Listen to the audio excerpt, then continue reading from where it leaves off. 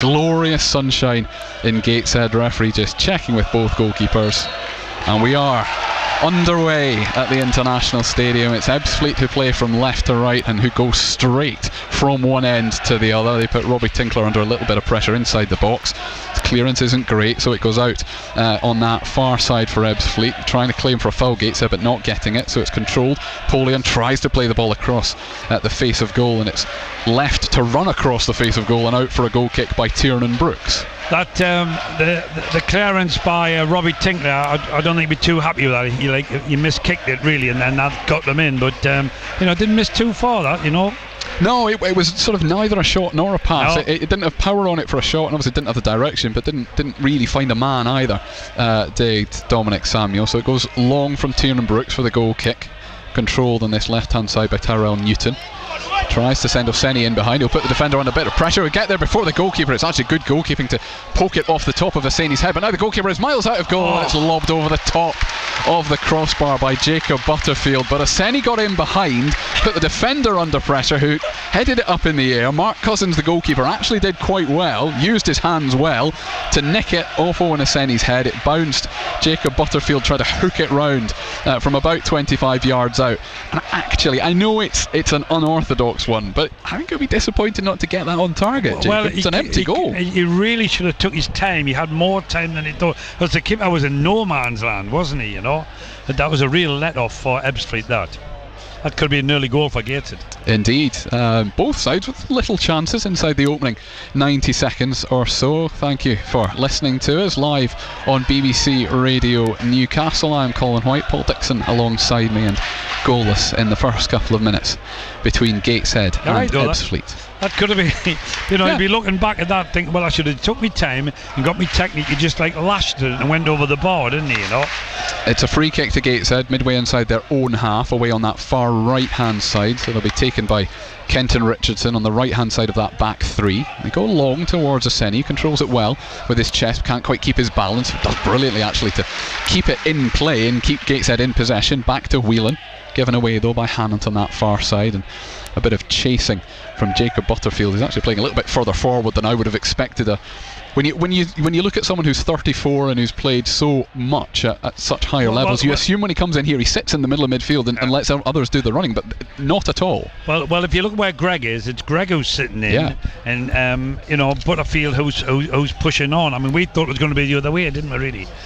Yeah, I mentioned in build-up when we were running through the teams that Greg Ollie is not squad number 10 anymore. Still, I expected him still to play as a number 10 today. The Gateshead squad numbers announced yesterday. He's now number 22. It's given away by Hannant on the halfway line, so Ebbsfleet will try and build from the back. Luke O'Neill, and then from there, captain spread out to this right-hand side, being chased by Ben Chapman, but he's not going to be able to keep it in play. And that is a comfortable Gateshead throw-in. It just needs to settle down a little bit. There's a little bit nervousness with people's passes and touching of the ball. It'll settle down. It will indeed. Absolutely glorious sunshine, and actually for a Gateshead afternoon, it's not that windy.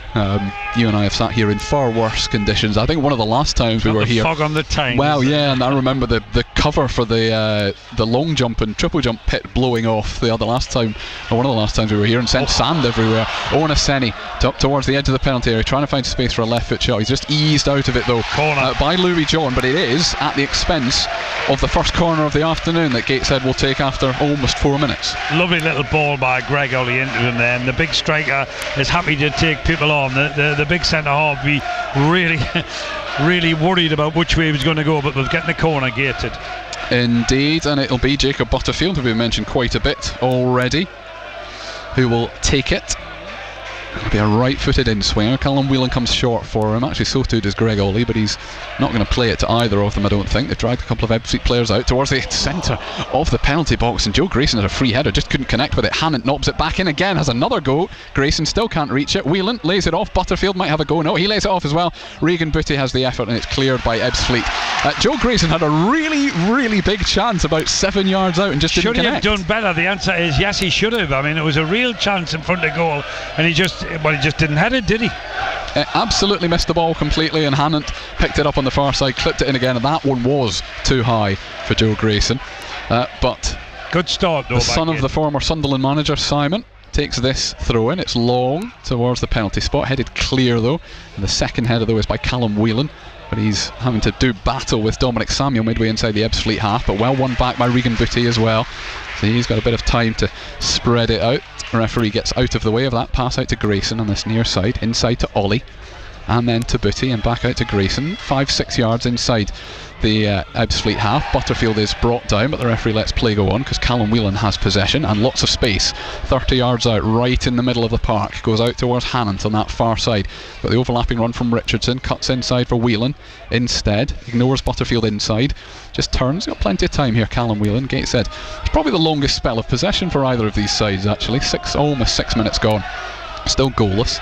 Greg Ollie under pressure, lots of different players getting lots of different touches as they try and send Luke Hannant in behind on that far side, and he is offside. But you were right to point out here, Tyrell Newton in huge amounts of space as a left wing back when everything was going down the other side. That's right, they should have had a look up and seen him, but I mean, that's a bit more like Gateshead there, isn't it, keeping possession like that. I mean, I think Ebbsfleet have had a look at them and think, they can off keep the ball, and they did there.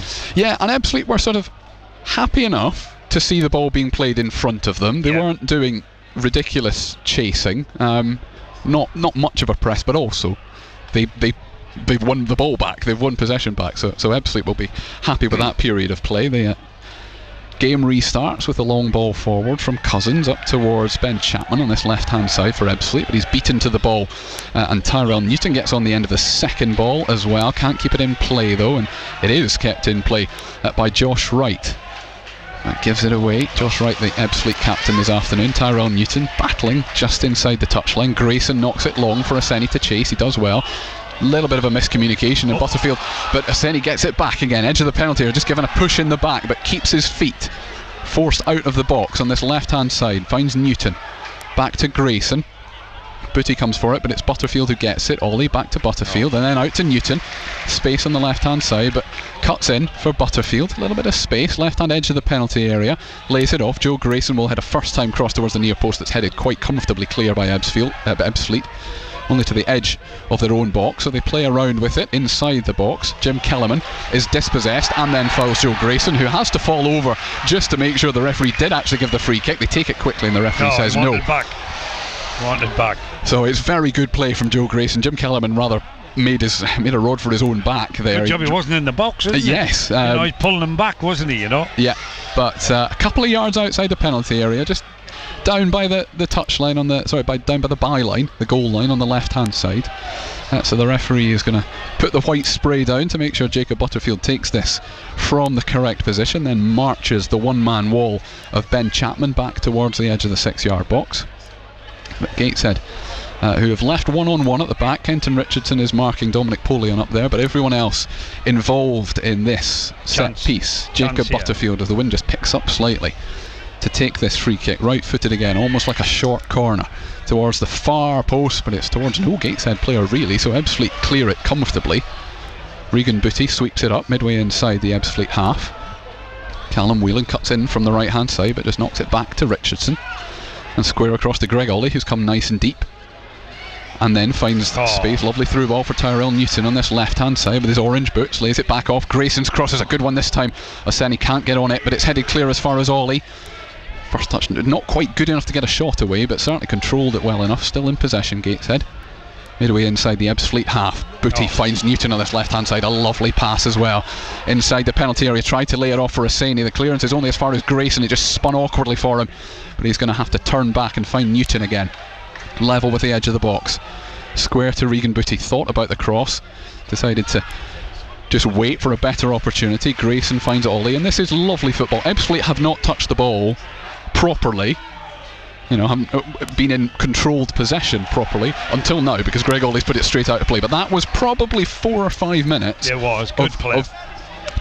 Not tippy-tappy, but Gateshead playing nice, neat football, and Ebbsfleet really not getting anywhere near them. No, they weren't. I mean, it is good football, but they've got to do that in and around the box, haven't they, really, 9.5 minutes gone here at the International Good Stadium. start by Gateshead. Very good start for Gateshead. Nothing to show for it, but plenty time left on the clock. The long throw down the right-hand touchline is from Luke O'Neill. It's well controlled though by Chapman on this right-hand side. Wanted an overlapping run, there wasn't any. Flops himself to the ground, and the assistant referee says no, that's handball, because he's just laying on top of the ball. There was no foul. Just fell on the ball, didn't he? Yeah. He realised he was a little bit isolated. There were no teammates to pass to. He fell over, handled the ball, and the assistant referee quite rightly said, no, that's a Gateshead free kick. Taken relatively quickly. They've gone long quite a bit, Gateshead. There's a variety to the way they're playing in the opening 10 minutes or so. As Ollie hooks it out towards Newton, whose first touch is brilliant to get himself down towards the byline. He's challenged late as well, and the referee is going to give that one as a free kick, and it will be from almost exactly the same place that Tyrell Newton Jacob Butterfield took the free kick a minute or two ago. Newton was the one who was brought down. The referee's having a word, and he looks at the number on the back of Luke O'Neill, which tells you who he is, going to show him the first yellow card of the afternoon. And it was a booking for me, Colin. I think it was. It's one of those challenges where it's meant as an attempted block of the cross, but he didn't get the ball and clattered into Tyrell Newton long after the ball had gone. Newton's first touch was really good, and then it took him past him, and then he brought him down, we don't need this Jacob Butterfield's cross to go as far as he did in the first one. No, it was a disappointing delivery a minute or so ago. I mean, there are 3 outfield debutants in this Gateshead side. It might take a minute or two, or a game or two I should say, more than a minute or two. Butterfield takes this one towards the goalkeeper. Cousins tips it over to Hannant on the far side, still inside the box, lays it off. Regan Booty's effort isn't good, but Whelans is on target, and it's an opening goal of the game and an opening goal of the season for Gateshead. Callum Whelans, side-footed from the centre of the D. Gateshead 1, Ebbsfleet 0, 11.5 minutes gone. Brilliant goal by Whelan there. I mean, when the ball's coming to them, the defender's closing him down, and he just side-footed, swerving or bending away from the keeper, and it's in the side net. And terrific play by Gateshead, deserved that. And it came indirectly from a much better delivery from Butterfield this time, because it forced the goalkeeper to do something. Yes. All he could do was get a touch on it, but it was still in possession with Luke Hannant on the far side. Laid it off to Regan Booty, who I think completely sliced his effort, if I'm honest. He did. But it ended up just sitting really nicely for Callum Whelan, and 18 yards out, side-footed, in off the left-hand post, and Gateshead lead relatively early on in this game, and are very good value for it. They deserved it, Colin. They have. They've played really well early on. Now they've got to build on that if they can. Ebbsfleet try and go long, almost straight from the kickoff, from the number 2 to the number 3, but Luke O'Neill, who was booked for the challenge that led to the free kick that led to the goal, couldn't find Lewis Page on that far side, and Ebbsfleet haven't really shown very much yet, because they've not really been able to get the ball off Gateshead, frankly. Well, that's right. I mean, we're a good team, but we can't get the ball off them. And I mean, Gateshead's, the possession from all the players is incredible. I mean, and they can all score. I mean, Whelan there, wonderful finish. Everybody around him are capable of getting a goal like that as well, 13 minutes then on the clock, and Gateshead, who I mentioned earlier, have only lost here once since December. That's an incredible middle of December. And even then, as I mentioned earlier, there were mitigating circumstances to that one as well. They played the entire second half with 10 men, and with Louis Story in goal, are leading by 1-0 here live from BBC Radio Newcastle. But this is a bit of a break for Ebbsfleet on the right hand side, as cross is just overhead. I know exactly what Ben Chapman was trying to do with it, and he got a good amount of curl on it, but it was too high and too hard. Just hit it too hard, didn't he, really, They've got goals up front, Ebbsfleet. That pairing of Dominic Samuel and Dominic Polian, but not if the delivery's not good enough. No. Tyrell Newton, who might just have touched the ball more than any other Gateshead player, certainly in an attacking sense, can't control that one though, so the ball breaks the way of Toby Edser in the middle of the Gateshead half, and out to Page on that far left hand side for Ebbsfleet. He's got the overlap but ignores it, gives it to Polian on the edge of the box. Back to right and then out to Page again on that far left hand side, level the edge of the box. Got Toby Edser for company, tries to give the 1-2. It does break the way, but then he stands on the ball, does Lewis Page, and gives away possession in the process, and Gateshead immediately go long up to Owen Aseni, and there's a chance for a few of them to join this attack here. Greg Ollie is one of them, gets the ball over the halfway line, back to Aseni on this left hand side. Lovely little spin just to make sure that Chapman couldn't get it, and nor could Kellerman. Lovely turn on the ball from Owen Aseni. He has got everything, and I know he's only only played 15 minutes of competitive football, but he's shown so much already, Owen Aseni, so much versatility. Brilliant skill when the ball is anywhere near him. They're still in possession, Gateshead, midway inside the Ebbsfleet half. There are a few green lines on the pitch that mark out the rugby league pitch, but they're not as obvious as the white lines. There's a little bit of a late challenge there from Tyrell Newton. The referee, I don't think, saw it. The assistant referee didn't see it either. Ben Chapman has stayed down. I think it was a foul. It's not going to get given as a free kick because do you think the referee didn't see it. Newton on him? Newton just left his foot in. Yes, I didn't actually see it. But he's a bit gingerly there, isn't he? He is. He's still on his knees at the moment. The referee just comes across to check on him. He is back up on his feet again, though. He's mourning. I was going to say he's well enough to be angry with the referee. Yes. But the referee didn't see it, had looked away. The assistant is on the very, very far side in this half, so wasn't going to be able to see it either. And we will resume with a drop ball just in front of Rob Elliott that is dropped and allowed to run out for a throw-in. And then is he going to give it back? Yes, he has. He is. Yes. So it's given as an Ebbsfleet throw, and Dominic Pulliam throws it straight back to Gateshead, and we get underway again. 15 and a half minutes gone, and Gateshead lead by a 1-0, and Tiernan Brooks, I think, basically for the first time touches the ball in open play. Goes long, the goalkeeper in pink for Gateshead, but it's the goalkeeper in very bright, luminous orange to our left-hand side, Mark Cousins, who clears it, got it to his defender, but O'Neill could only whack it off Tyrell Newton, and it's a goal kick. Newton's got this fullback pretty nervous.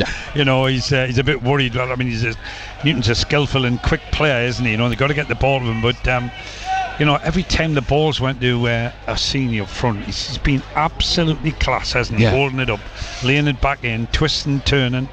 And he'll be desperate for the goal, won't he? Oh, of course he will. I mean, he scored plenty in pre-season, but that's not the same. None of them count in career statistics. And we'll come back to this in a minute, but on the face of it, Gateshead's formation looks a little bit disjointed in that Tyrell Newton is playing a lot further forward as a left wing back than Luke Hannant is on the far side as a right wing back. You're right. But it makes sense to everyone. Booty goes over the top for the run of Owen Aseni, but it'll comfortably run all the way through to Cousins. It's like Booty and Greg Ollie. You've got they're sitting in Butterfield, Whelan, Newton are like in the gap before them, aren't they? Yeah, I'm almost tempted to call Luke Hannant a right back and Joe Grayson a left back at the moment. I sort of had Grayson down as the left hand side of the back three, but they are playing like full backs. Grayson doesn't go forward a huge amount because Tyrell Newton, like here, has got huge amounts of space in front of him, has a right-footed effort, it's blocked, it comes back to him, but he lays it off to Grayson. It's just a bit of a bobbly pass, so he's going to have to take a couple of touches, lays it off to Booty. First time cross is headed clear out of the penalty area, but only as far as Whelan. Some of the balls Booty's been playing from side to side have been incredible. They really have. They have indeed. Blythe Spartans take the lead at Ashton United. Cannot believe it. In the Northern Premier League Premier Division. Yeah, so much uncertainty over how they would be, and I know it's only an opening goal of the season, but it is at least scored by them. And in the Sella Cup game for the women at St James's Park, Newcastle United beat AC Milan on penalties. It was a 2-2 draw after 90 minutes, and Newcastle won the shootout. Gateshead lead by a 1-0, and Luke Hannant's got space on that far right hand side, clips it towards Newton, the far post. I think that probably had gone out of play. Well, they couldn't decide between them. The referee blew the whistle before the assistant referee put the flag up, but it has gone out of play, and the goalkeeper has an injury here. Mark Cousins. And a non-contact injury, clearly, because the cross wasn't really anywhere near him. He certainly didn't go down under a challenge, but he claimed the ball and then asked the referee to stop play. So it's just a little bit of a break for everybody, frankly, because both sets of players come across to their respective dugouts. I think, having watched Gateshead a good few games in pre-season, the system they've got now is totally different to what they had in them games. Yeah. And I think it's to really around Jacob Butterfield, who wasn't really playing, right? Yes. But they want him in because he's a real good player.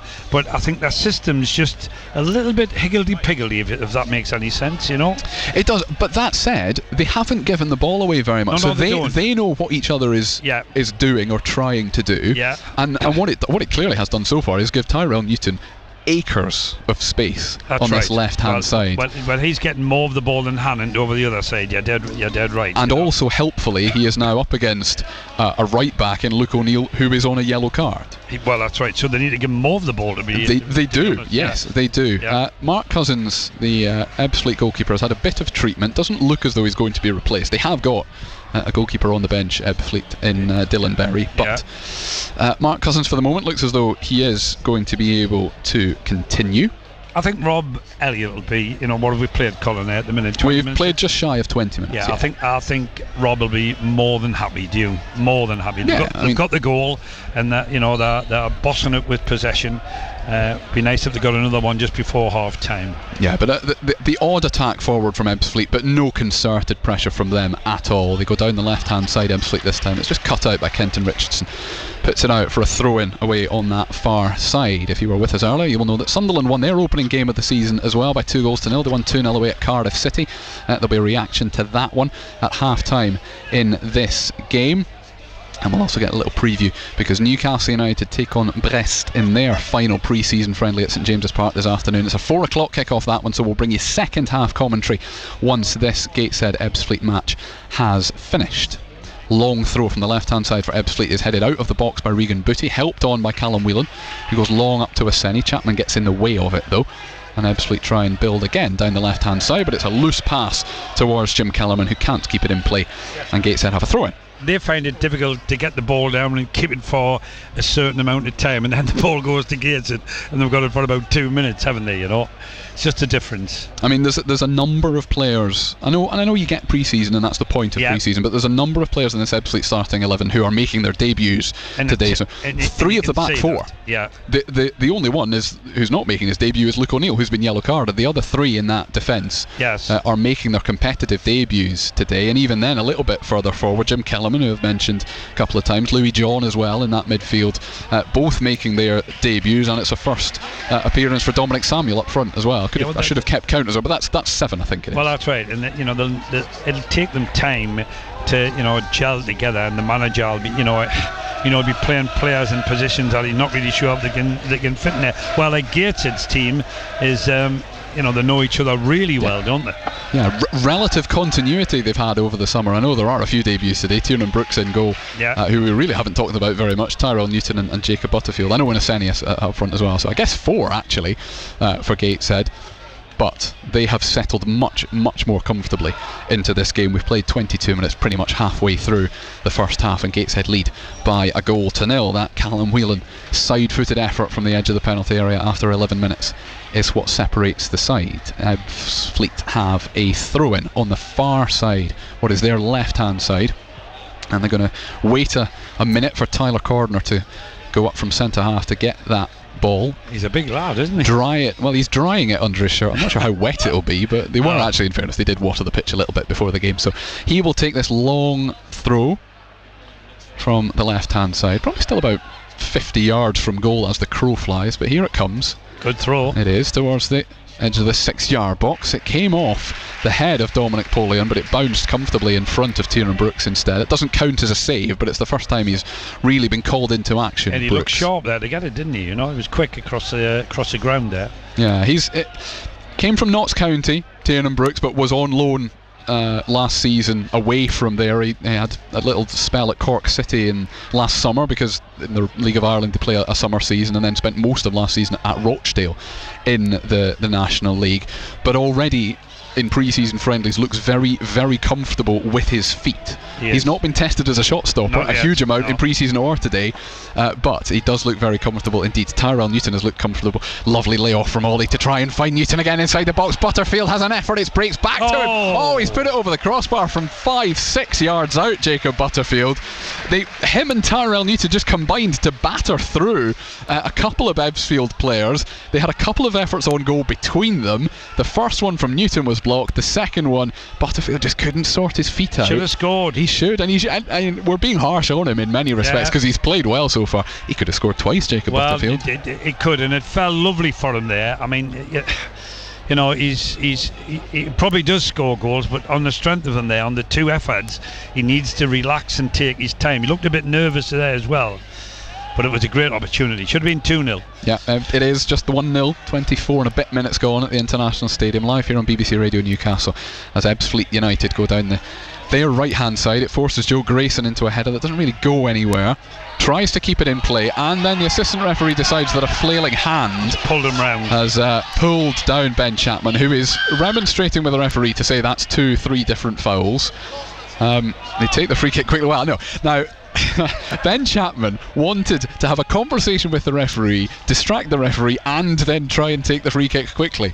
You can't do both, so the referee brings it back. Training ground stuff or not, like? Well, I mean, yeah, but it didn't work. No. Right. It absolutely didn't work that time. So they are forced, Ebbsfleet, to come back. Dangerous position, this though. And it is a free kick that's basically a corner from Ebbsfleet's right hand side, as Toby Edser tries to organise everybody in the box. Everybody near the goalkeeper. Owen Aseni is left up for Gateshead. They've left 2 defenders back, but Ebbsfleet have plenty inside the 6-yard box. They've got 5 of their own plus defenders. In the cross comes towards the near post. It's not a particularly good one.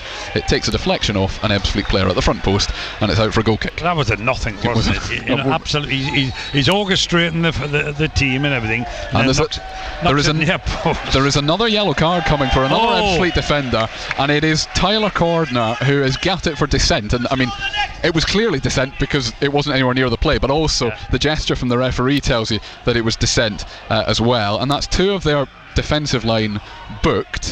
Getting a bit ratty. They are, and Ben Chapman, I think, were a little bit lucky not to have already been booked for dissent, and Tyler Cordner does now go into the book of Michael McQuillan for dissent. It's a short back pass that Gateshead have managed to exploit, and Owen Aseni might be in behind here. That's a really good. It is a free kick on the edge of the box. It's the last man. And what is the colour of card? No, it's a yellow card in the referee's hand. Are you sure? Yeah, it's definitely a yellow card that is in the referee's left hand. Yeah. It's just exactly who made the challenge as to whether it's a second yellow. Was it the 6th? But it's not. Yeah. So it's Louis John who has been booked. So there are now 3 Ebbsfleet bookings. 3 defenders.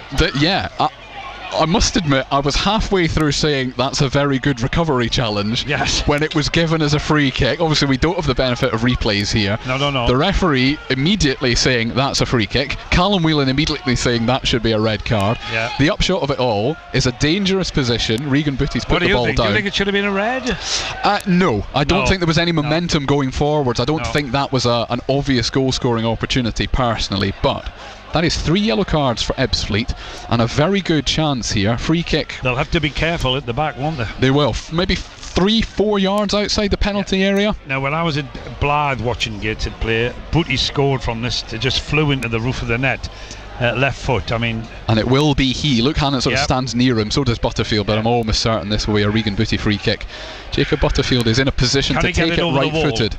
Can he get it over the wall and down? Here comes Regan Booty, tries to go through the wall. He can't. Breaks out to Joe Grayson in the middle of the Ebbsfleet half, but wide to Newton on this left-hand side. They've still got players forward here. Gateshead, if they get a cross in, it's back with Grayson, just inside from the left-hand touchline. Booty tries to go in behind, it smacks off the referee, who knew absolutely nothing about it.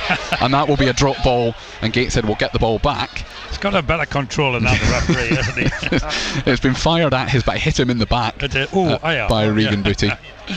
And it'll be a drop ball. Dominic Samuel, who wanted to get involved, has just been told, no, this is a token drop ball that goes back to Regan Booty, and we start again. 28 minutes played at the International Stadium, and Gateshead lead Ebbsfleet by 1-0. Robbie Tinkler, who we haven't mentioned a huge amount, hasn't had a lot of defensive work to do and hasn't been involved in stroking the ball forward either yet. Robbie Tinkler gets the ball out to Tyrell Newton on this left-hand side. Players with his top coat on, I think. You know, I mean, it's so easy for him. And he is in the middle of that.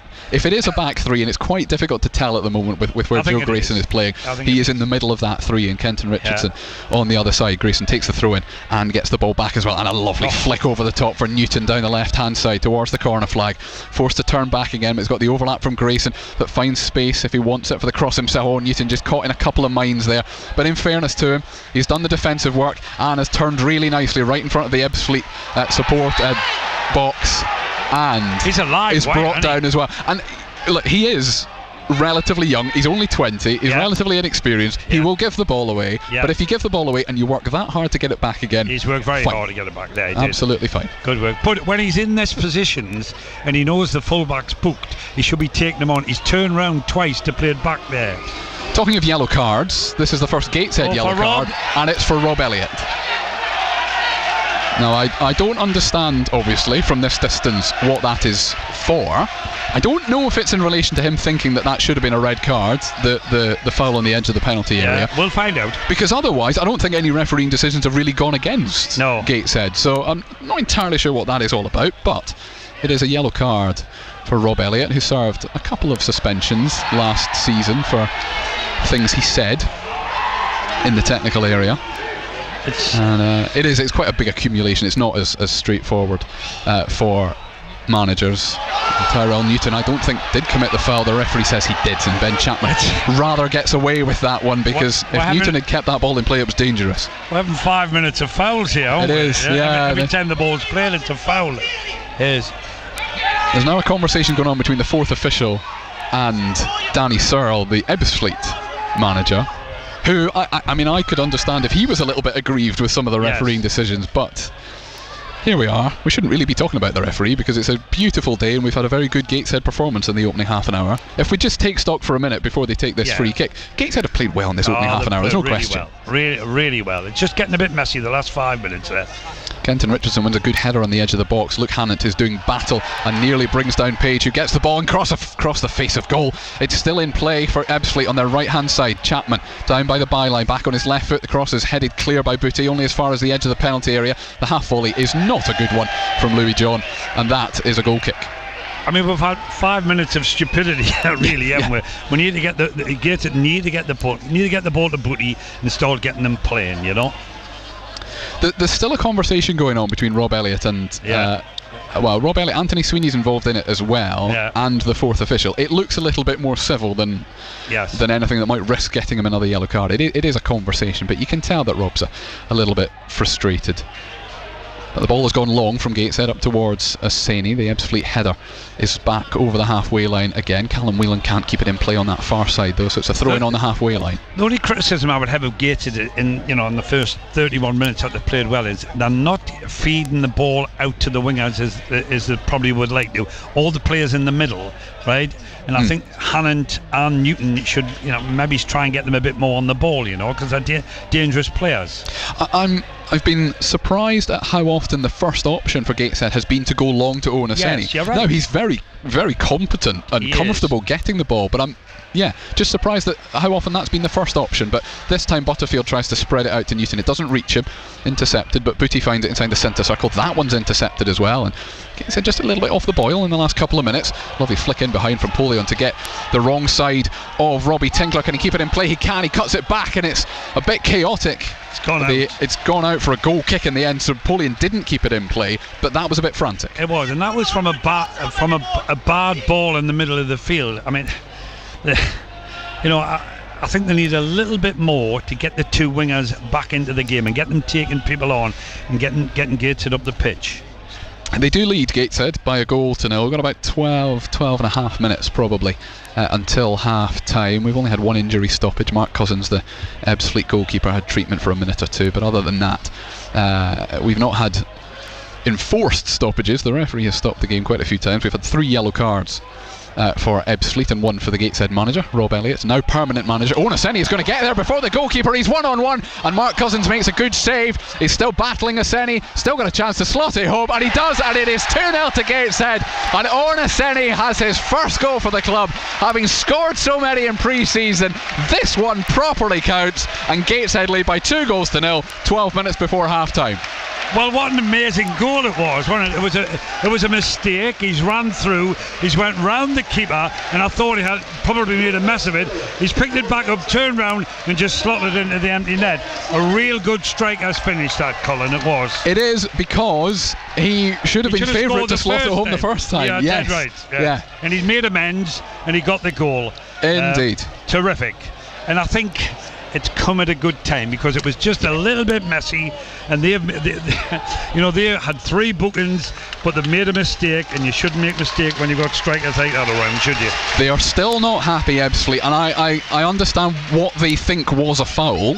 They thought that Oseni, when he was battling with Louis John inside the penalty area after they'd given the ball away, they felt that was a foul. The referee said there was nothing wrong with it, and that gave Oseni the chance to slot it past the goalkeeper. Ebbsfleet haven't helped themselves. No, yeah, dead right. But it was a good finish, because he'll have been annoyed when he went round the keeper and it didn't go for him, and then he got it back, and then he said, well, this time I'm not missing bang goal. Indeed. So Gateshead lead by 2-0. South Shields are 1-0 down away at Hereford in National League North. But just over 10 minutes to play, presumably there, but definitely here. And Gateshead now lead Ebbsfleet by 2-0, and the offside flag goes up against Dominic Samuel, and Gateshead have a free kick on the edge of their own penalty area. I think Rob and Louis there will be very, very happy, the management team, that they've gotten that second goal after that little bit of play. The crowd just get excited. Butterfield had the ball in plenty of space, still maybe only 10-15 yards inside the Ebbsfleet half, but such is the expectation here now for Gateshead, and Regan Booty's got the ball, wanted a couple more options, had to give it to Grayson. He goes forward to Butterfield, round the corner. The deflection doesn't help as they're trying to find Tyrell Newton, but he will put Ben Chapman under pressure. He's got a defender for company, a teammate for company, and they go long, but it's a bit of a nothing ball forward from Ebbsfleet, and Booty just does well to get in front of Polian, but the referee says no foul, so they carry it over the halfway line through Josh Wright, the captain, who's just tripped as he gives the ball on, but they've still got possession, Ebbsfleet, with O'Neill on that far left hand side. He's got a bit of company from Toby Edser. They go back a couple of times, actually. They're going to go all the way back, I think, to the halfway line. That's an awful back pass, and now Owen Oseni is on his way on the halfway line, 1-on-1 against Tyler Cordner up towards the edge of the penalty area. Which way does he go? He is well defended, but it comes back to Callum Whelan. There are 4 in this attack, and Gateshead really ought to have scored, and all they've got is a corner. It was running through on goal, people either side of him there, and what should I do? And he's done nothing right, has he really? You know? He hasn't. He is up against the defender who's on a yellow card. Yeah. He's got players either side of him, Owen Oseni, and you're right, he did nothing with it. It should have been 3. He was in on goal, and it was like, I don't really know what to do, you know. Butterfield takes this corner short to Whelan, thinks about giving it back to him. Butterfield might have been offside, so it goes back to Ollie instead. The cross is clipped towards the far post, but Hannon couldn't quite get there quickly enough, and it goes out for a goal kick. Ebbsfleet are giving away chance after chance after chance, and he'll be really, really disappointed that, you know, he could have had a hat-trick in the first half, couldn't he, really, you know.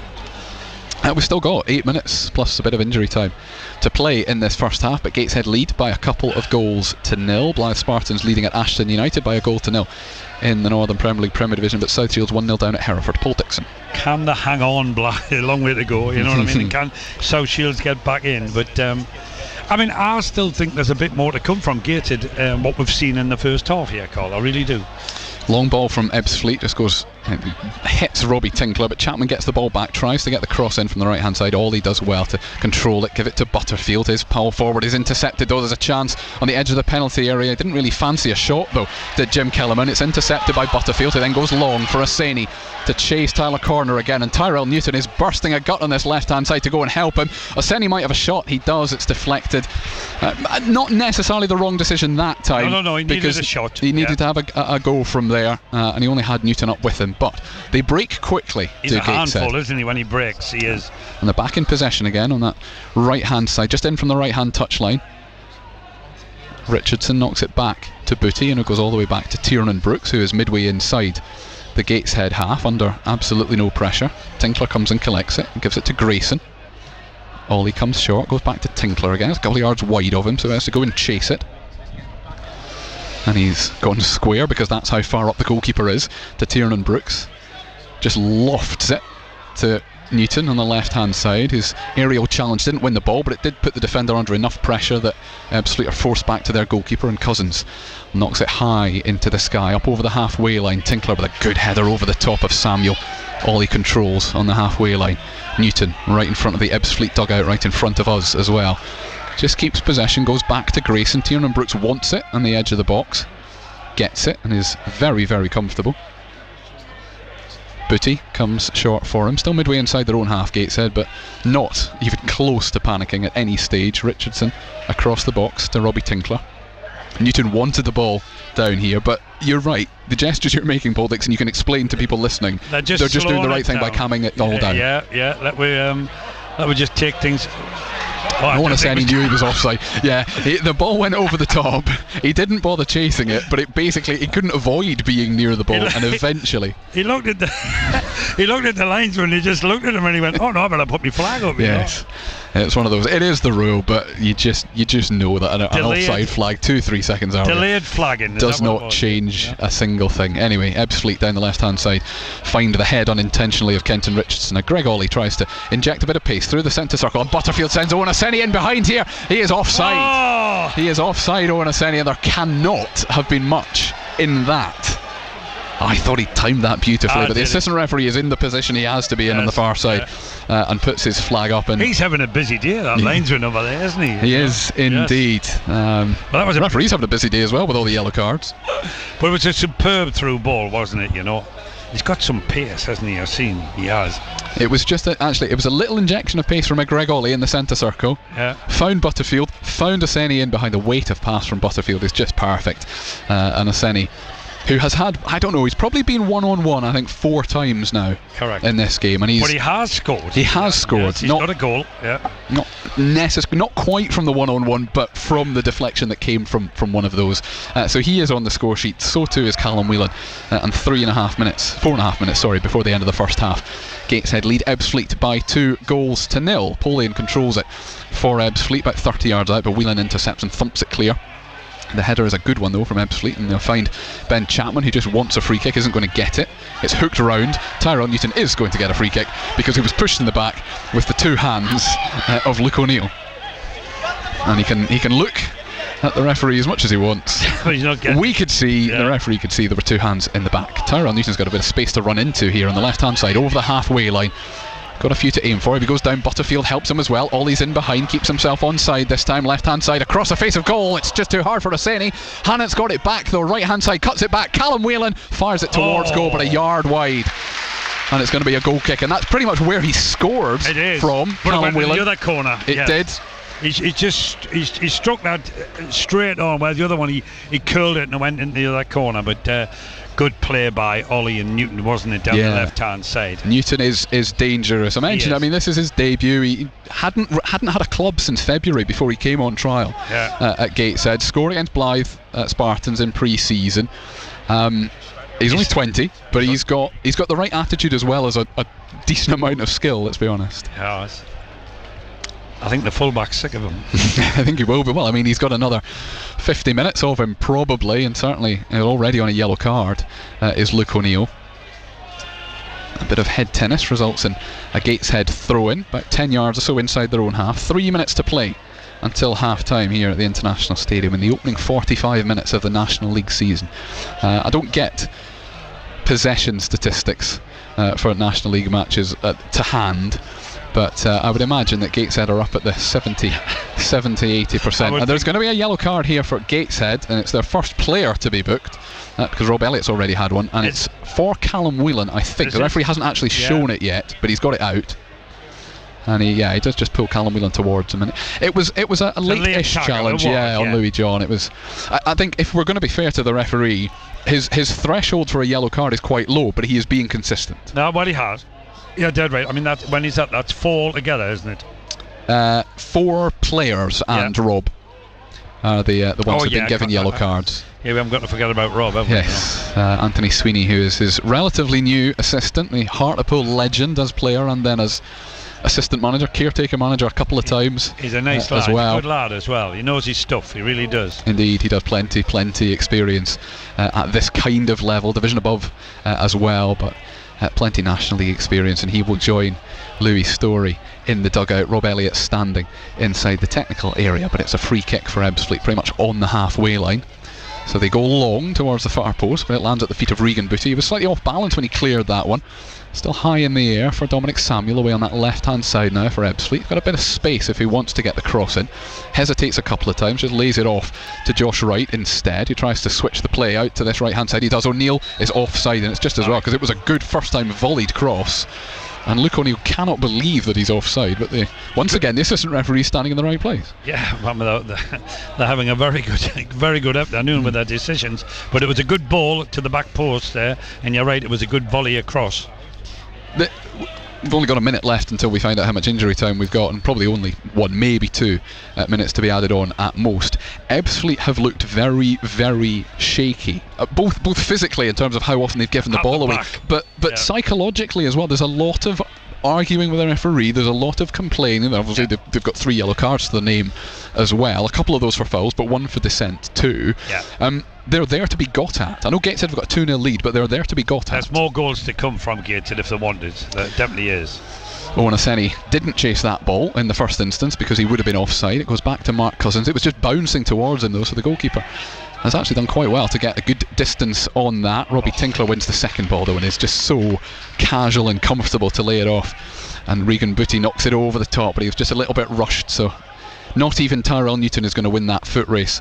And Mark Cousins in bright orange to our left hand side picks the ball up as Ebbsfleet trying to salvage something from the first half. We're going to find out in just a second or two how much longer we have in this match, and the answer is 3 minutes to play at the end of this first half. Gateshead leading by a couple of goals to nil. Callum Whelan and Owen Aseni, but 3 minutes left in this half of football. Luke O'Neill does well to keep it in play actually, and to then knock the ball over the top, and Robbie Tinkler has having to battle with Dominic Polian, even though the offside flag did then eventually go up. The keeper came and then he went back there. I mean, it was I'm thinking they've done well to get the lines because him offside there, because Dominic Polian got the wrong side of Robbie Tinkler, which doesn't happen often, but he did. No. Played 30 seconds of our 3 minutes, and Tiernan Brooks in possession on the edge of his own penalty area.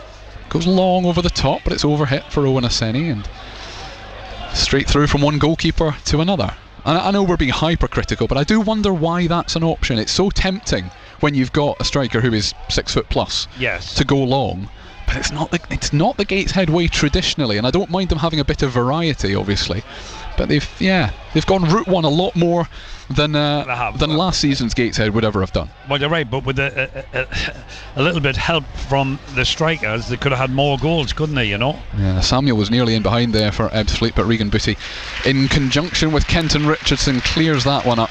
And you hear the ripple of applause from behind us as the ball is headed back comfortably into the hands of Tiernan Brooks. I mean, the fans will be absolutely delighted with this first half performance. I mean, they are favourites to win the game, but they look like favourites, don't they, the way they're playing? Indeed they do. We will get an attendance presumably at some point in the second half. You and I were talking about this earlier, and what would constitute a good crowd. I think if it's 4 figures, it's a fantastic crowd for Gateshead. Not absolutely convinced that's what we'll get today, but we might have a third goal before the end of the half, because Aseni is in behind from the ball from Butterfield, just forced quite far left, gives it to Tyrell Newton, level with the edge of the box into the final minute of first half injury time. Joe Grayson comes and helps, then cuts inside, gives it to Ollie, wanted to try and flick the ball round the corner, but sensibly gives it back to Regan Booty again. They've almost got too many players. Butterfield is onside and in loads of space, cuts it back. Grayson lays it off to Greg Ollie, who finds the far corner, and that is a beautiful goal that Gateshead score in the final minute of the first half to give themselves a 3-0 half-time lead. Hey, that is top of the league football. That was absolutely brilliant. The finish could have graced the Premier League. It was unbelievable play from Greg Ollie, and the build-up of it was absolutely sensational. Why, I mean, the whole of the crowd have stood up and applauded there. What a move, and just to go in before half-time, how high will they be when they're in the dressing room seeing a goal like that? You would pay a lot of money to watch that goal, Colin, you really would. It is a terrific goal, and it it flies in the face of what I said about Gateshead going route one a little bit more often than I thought they would, or potentially should, because it's a fabulous team goal. I'm going to go a little bit John Anderson on everybody and say the defending, I think, was pretty poor. They got nowhere near the ball at any point. It was all touch, and then Greg, he had about 2 meters to bend it into the far corner, and did it go in? Boy, it did. terrific challenge from Owen. He doesn't actually get possession back for Gateshead, but it just stopped an Ebbsfleet move. But they've tried to build it up again. Page with a cross on the left hand side. Richardson is going to clear it comfortably up to the feet of Regan Booty. This is probably the last move, because we played 3.5 minutes now of what was a minimum of 3 minutes injury time. But Butterfield might fancy another goal here before the half is out. He's got Aseni on one side, he's got Newton on this left hand side. It's well defended though, knocked back to the goalkeeper, and that, I suspect, is that for the first half. Indeed it is. The referee blows the whistle and Gateshead lead by 3 goals at half time. And Paul Dixon, we saw Callum Whelan open the scoring after 11 minutes. We saw Owen Aseni make it 2 after 34, and then in the 3rd minute of injury time, Captain Greg Ollie made it 3. And 3-0 is a very fair reflection of how that first half has gone. Well, it is. I mean, to be honest, it could have been more. It could have been a lot more. But some of the passages of play that they've put together, and the quality of the passing and the care of the passing is just absolutely first class. It is. I mean, you know, Robbie and the management team are going to go in there. They'll enjoy that cup of tea at half time, and they'll just say to them, "Bye, that was sensational." We spoke before the game about how good are this team. Are they better than last year's? We've seen flashes in the first half, which tells you they really are. The quality of that football, Colin, is terrific. Yeah, there's the players are going to be applauded off at half time. There's still a conversation going on with Rob Elliott and Louis Story and Anthony Sweeney, so they're just going to have that conversation, whatever it is, before they get into the dressing room, and the ball kids come across as well, because they'll get a bit of a rest at half time too. We will be back for full second half commentary, of course we will, but at half time here at the International Stadium, Gateshead lead Ebbsfleet by 3 goals to 0. There's a predator in this town. On BBC iPlayer. I'm a detective. I'm basically a human lie detector. Starring Jenna Coleman. I need you to tell me what happened that night. The Jetty. I'm starting to think you're a spider sat in a web at the heart of all this. Watch on BBC iPlayer. Total Sport North East. BBC Radio Newcastle. Dominic James back in the BBC Radio Newcastle studio at half time. Then Gateshead lead Ebbsfleet by 3 goals to 0. Callum Whelan, Owen Aseni and Greg Ollie at the end of the half there, which takes the Heed Army into a pretty convincing lead at half time. Thank you very much to Colin White and Paul Dixon. We'll head back to the International Stadium shortly for second half commentary. Let's just take a quick look at the other National League games today. Halifax and Barnet are goalless, as are Dagenham and Wealdstone. Rochdale are leading 2-0 away to Boston United. Altrincham are 1-0 up at home to Woking. Aldershot are 2-1 up over Forest Green Rovers. Solihull are leading 2-1 away to Fylde. It's goalless between Yeovil and Hartlepool. Tamworth are goalless with Sutton. Southend 1-0 up though over York City. Oldham Athletic are 2-0 up over Braintree. And the only other game in the National League today is Eastleigh. They are leading 2-0 away to Maidstone United. Total Sport North East. On the station with Newcastle and Sunderland commentary exclusively live. BBC Radio Newcastle. We'll go through the championship scores in just a second, but it's the Community Shield today. The Manchester derby, City against Man United, kicked off at 3 o'clock, and at half time it is goalless in the championship today though. Stoke City beat Coventry 1-0. West Brom 3-1 winners over QPR. Former Sunderland striker Josh Maja scoring a hat-trick there. Watford 3-2 winners away to Millwall. It finished 1-1 between Hull City and Bristol City. A 6-goal thriller between Leeds United and Portsmouth finished 3-3 at Elland Road. As you already know, Sunderland beat Cardiff by 2-0. We'll get some post-match reaction from Regis Lebris in just a short while. At the Riverside this afternoon, Middlesbrough were 1-0 winners over Swansea City. And the only other game in the championship today was Oxford United and Norwich. Oxford beating Norwich by 2-0. Total Sport North East. The Newcastle and Sunderland AFC podcast on BBC Sounds. BBC Radio Newcastle. All the League One fixtures this afternoon kicking off at 5:30, so we'll jump straight to the League 2 games that kicked off at 3 o'clock. AFC Wimbledon are leading 3-2 over Colchester United. It's goalless between Tranmere Rovers and Notts County. Walsall 1-0 up over Morecambe. Gillingham leading Carlisle United by a goal to 0. It's goalless between Harrogate and Bromley. Barrow are leading 1-0 over Crewe, Cheltenham, and Newport County are drawing at half time. It's 2-2 there. Doncaster Rovers 1-0 up over Accrington. Fleetwood Town leading Grimsby by a goal to 0 at half time. Bradford City away to MK Dons, managed by former Gateshead manager Mike Williamson. Bradford City leading by 2 goals to 0 there. The only other game in League 2 this afternoon is Port Vale away to Salford City, and Port Vale leading by a goal to 0. Total Sport North East. BBC Radio Newcastle.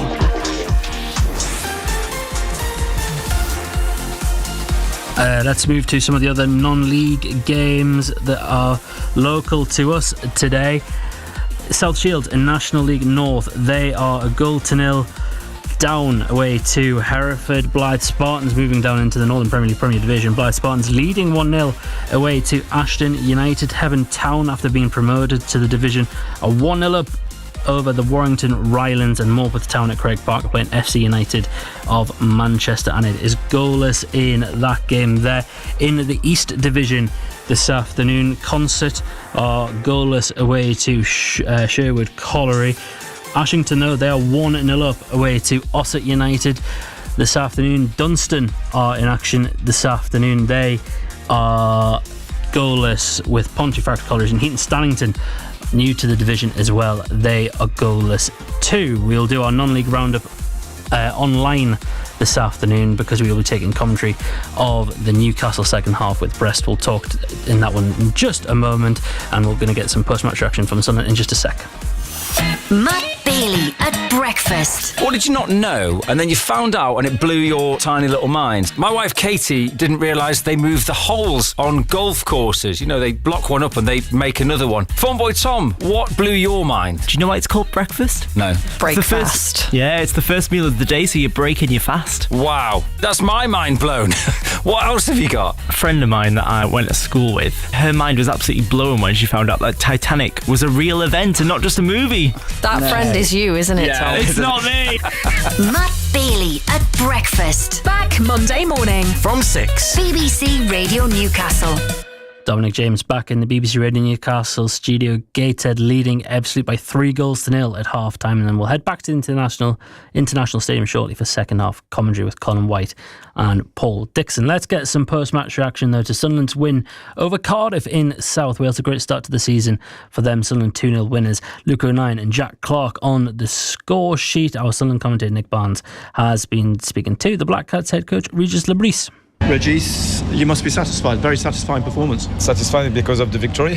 Obviously, when we start a new season away, especially, it's never easy to win the game. So this is our first satisfaction, obviously. We needed this afternoon an extra energy from our staff, our fans, because it was a difficult game. We started well, I think, and after the goal we scored, I think Cardiff took many risks more, and it wasn't easy to deal with the way they built the game, especially because we stood in the medium block without the possibility to press well. So we recovered the ball almost the more often in our final third. And conceded some situation, not many big chances, but some situation in our box. And at the end, we had 2 or 3 big chances to close this game, and we needed to wait until the end with Jack. Regis Lebris there, the Sunderland head coach after their 2-0 win over Cardiff this afternoon. The full thing will be available to listen to on BBC Sounds shortly. To Newcastle then, and they beat Girona 4-0 last night in their penultimate pre-season friendly. They're back in action this afternoon, taking on French side Brest. Our commentary team, as always, is Matthew Raisbeck and John Anderson. And ladies and gentlemen, join me now. We'll come to the game shortly, Razor, but you were watching the women's game as well earlier. Just tell us how that one finished. Plenty of action and entertainment, Dom, for the women. They drew 2-2 with AC Milan, scoring a late equaliser, which then took the match to penalties because it was for the Women's Cellar Cup, and Newcastle won the shootout 4-3. So there's going to be some silverware for Becky Langley and her players. They will be presented with the trophy after the men's match, which is kicking off in a couple of minutes' time. Yeah, and just quickly, we talked about it earlier with Razor. Newcastle will be hoping for a more competitive game today. Yeah, you would think so. I mean, game last night was basically over after 20 minutes. There wasn't a great deal of intensity in the game. I think Eddie Howe would have wanted a little bit of a sterner workout. I suppose on the plus side of that is the fact that nobody came out of it with any injuries. Good win, good confidence booster. Obviously a different side again today. Boys who played last night got a little bit of a rest, but yeah, you would be hoping that this game against Brest is a little bit more competitive, I think, Dom. The team is Dubravka, Trippier, who's captain, Cher, Kelly and Jamal Lewis back at Newcastle after a loan at Watford last season. Bruno in the middle, Willock and teenager Alfie Harrison starts in midfield. Almiron and Barnes in the wide positions, and a first Newcastle appearance for the new striker William Osula up front. Reza and Ando, thank you very much. We'll take second half commentary of Newcastle United versus Brest at 5 o'clock. That will be straight after the Gateshead game. Just quickly of other things to go through in the Olympics in track cycling. Motwith's Hamish Turnbull is in action very shortly in around 20 minutes time, so we'll keep you updated on that one. In the cricket, yesterday Durham beat Hampshire at South Northumberland by 144 runs, and here's the Durham head coach Ryan Campbell. Hampshire are a really good cricket team, and it doesn't matter what competition you play them in. So for us and our youngsters to learn of how to beat a really good team, and you know, the history at this ground also shows that if you lose the toss, you're in trouble. So you know, we've had that, I reckon, twice now, where the toss of the coin hasn't gone our way, but instead of just accepting, oh no, you know, using it as an excuse, we found a way. And I thought the application in that first 10 overs, I know we didn't score a heap and we ended up losing a couple of wickets late, but that set the platform for us. We knew that if we could keep wickets in hand, you can score heavy at the back end, and you know, you need one guy to be outstanding, and you know, Colin Ackerman continues to show why he's so good. I'm not taking the credit for, by the way, for this, but you know, when you bring players in from outside your club, you're hoping that one, you do your due diligence. Obviously I knew him very well from his Dutch days, so I knew straight away he brings character. And you know, when Northie and I discussed what we needed, one was about character, but two, we needed a gun, and that's what he is. He scores runs under all conditions.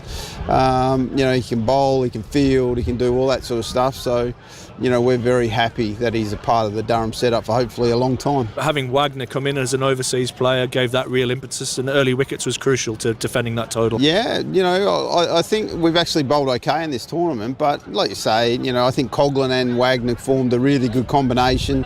You know, Buster Later has also formed a good combination with the new Rock. So, look, we've got a really exciting bowling group, and I've said that a long time because, you know, every game we've played a Hogg or a Minto or a Stan McAlinden or a youngster as well to try and give them experience at this level.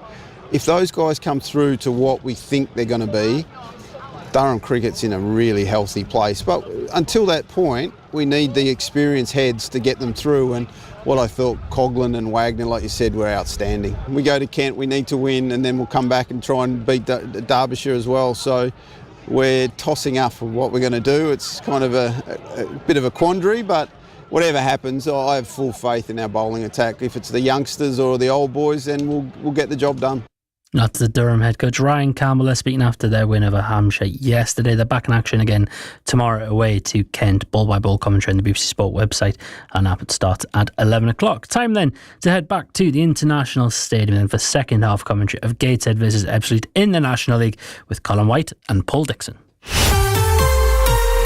Half-time highlights. Total Sport Northeast. BBC Radio Newcastle. Butterfield takes this one towards the goalkeeper. Cousins tips it over to Hannant on the far side, still inside the box, lays it off. Regan Booty's effort isn't good, but Whelans is on target, and it's an opening goal of the game and an opening goal of the season for Gateshead. Callum Whelans, side footed from the centre of the D. Gateshead 1, Ebbsfleet 0, 11 and a half minutes gone. Brilliant goal by Whelan there. Onasseni is going to get there before the goalkeeper. He's one-on-one, and Mark Cousins makes a good save. He's still battling Onasseni, still got a chance to slot it home, and he does, and it is 2-0 to Gateshead. And Onasseni has his first goal for the club, having scored so many in pre-season. This one properly counts, and Gateshead lead by 2-0, 12 minutes before half-time. Joe Grayson comes and helps, then cuts inside, gives it to Ollie, wanted to try and flick the ball round the corner, but sensibly gives it back to Regan Booty again. They've almost got too many players. Butterfield is onside and in loads of space, cuts it back. Grayson lays it off to Greg Ollie, who finds the far corner, and that is a beautiful goal that Gateshead score in the final minute of the first half to give themselves a 3-0 half-time lead. Total Sport North East. Colin White. BBC Radio Newcastle. A 3-0 half-time lead indeed. Gateshead 3-0 up on Ebbsfleet United, who have made 2 changes at half-time, and frustratingly, as I was writing down the first one, I missed the second one. So I know that Kwame Thomas and Tom Dallison are the 2 to have come on. Gateshead get the second half underway, and I'll tell you exactly who it is that's missing for Ebbsfleet in the second half in just a minute. But Gateshead leading 3-0 at half-time are playing from left to right now as we look at it, with their white shirts and black sleeves, black shorts. Let's co-opt the Atanoi. Number 6. That's the one I got. It's the other one. Kwame Thomas has come on. Who's he come on for? We'll find out in a minute. Ebbsfleet go long towards Polion. He tries to flick it on, but Booty does well to hook it over the halfway line. Even the PA man doesn't know who it is. And they're in possession on the halfway line, Ebbsfleet down the left-hand side. But Richardson comes across, thumps it clear up towards the centre circle, controlled by Josh Wright. But Callum Whelan will intercept that one back to Hannant, who immediately goes long to give Onasseni something to chase. But he is not going to reach that one, and it goes all the way through to the goalkeeper. Gateshead have made no changes at half-time, so I do know who's playing for them. Tiernan Brooks in goal, Robbie Tinkler, Kenton Richardson and Joe Grayson. They are back 3, as Richardson puts it out for a throw-in just by the corner flag. Luke Hannant on the right-hand side, Tyrell Newton on the left-hand side, Jacob Butterfield, Regan Booty and Callum Whelan in the midfield, with Greg Ollie and Owen Osanie, that is Butterfield, who is a lot further forward than Ollie, or certainly was in the first half. And on the bench for Gateshead today, we're up to 7 substitutes in the National League now. In fact, I'll come back to that bench in a minute, because this is going to be a long throw from the left-hand side for Ebbsfleet, to be taken by Tyler Cordner. And a few in the first half. This one is towards the 6-yard box. It's headed out by Gateshead, and Butterfield will just let the ball run across his body on the edge of the penalty area. And there's a bit of a break on here for Gateshead, because he gives it to Ollie, who drives through the centre circle over the halfway line. Osanie's in behind, but Greg Ollie is keeping going here up to the edge of the box. Shot is blocked, but it might just break the way of Butterfield on the edge of the area. It doesn't quite, but Booty's going to get there first, and the move is still in Gateshead's hands. Out to Hannant, then Booty finds Whelan on the edge of the penalty area. I thought he was dispossessed. In fact, he was, but he's still going to put pressure on Ebbsfleet, who get themselves out of a spot of bother quite well. Dominic Samuel lays it off, and they go long towards Kwame Thomas, who has yet to touch the ball for Ebbsfleet since coming on at half-time. And it's a slightly wild effort, let's say, from Jacob Butterfield from about 40 yards out. He just controlled it and spun, but it went. Do you think he should have hit the target? I mean, he was 40 yards out, he's chested it and clipped it over his head there, and I think the keeper was a bit surprised. Kwame Thomas and the 39 and Tom Dallison came on. So Luke O'Neill, who was being tormented by Tyrell Newton in the first half, is the other player to have gone off for Ebbsfleet. So it means that they have Mark Cousins in goal now, Tom Dallison, Tyler Cordner, Josh Wright and Lewis Page along their back line. Jim Kellerman, Ben Chapman and Toby Edser in midfield, with Kwame Thomas and Dominic Samuel helping Dominic Polion up front. I didn't get to that Gateshead bench, so I will do that now as they thump it clear Gateshead. I don't think Osanie's going to be able to keep this one in play, and the assistant referee is right next to him, says he does keep it in play. So Osanie down the right hand side, cuts back on his left foot, finds Butterfield 30 yards out, square to Regan Booty, clip towards Ollie at the far side. He is onside and he scores, and it's a second for Greg Ollie, it's a fourth for Gateshead. Ebbsfleet still not happy with the officiating, but Gateshead are home and dry barely 3.5 minutes into the second half. That ball from Booty, you know, as we talked about Greg Ollie scoring a Premiership goal, or the third goal by Gateshead, that pass there to Greg Ollie was absolute. You mightn't see a better one than that all season, and he just controlled it and just took it in the corner for his second goal. Any bets on him getting a hat-trick? I think he might. Regan Booty did exactly that in the FA Trophy final at Wembley as well, to get Gateshead back in the game. And there was so many bits of good play in that. Owen Aseni keeping the ball in play on the right hand side, and the effort that took was worthwhile. But then it was worked back to Booty, clipped towards the far post. The defenders ran out as Ollie ran in, but he timed it perfectly, so at least in the eyes of the assistant referee, which is all that matters. And Gateshead lead Ebbsfleet by 4-0 4.5 minutes into the second half. Absolutely incredible goal. The last two goals have been on a different planet, haven't they, really? Still haven't got to the Gateshead bench, so I'll do that now. Their substitute goalkeeper is Harry Moss, who only signed formally today, but he would, of course, would make his debut were he to come on. The same goes for Mark Beck and Will McGowan. Lovely football from Kenton Richardson just to get round a couple of Ebbsfleet attackers. So Mark Beck, Will McGowan, Louis Story, Tom Allen and Ben Warman, the rest of that Gateshead bench. But Tyrell Newton also making his debut, cutting in from the left hand side. Just a little back heel to find a combination of Butterfield and Ollie, and Butterfield and Ollie again, just inside the Ebbsfleet half, and they just turn it back to Regan Booty. And Gateshead play with freedom anyway, but there's even more freedom when you are 4-0 up and there's still 40 minutes of the game to go. Newton away on that far left hand side, back to Grayson, back to Regan Booty again, maybe 35 yards out. He's got plenty of options in front of him.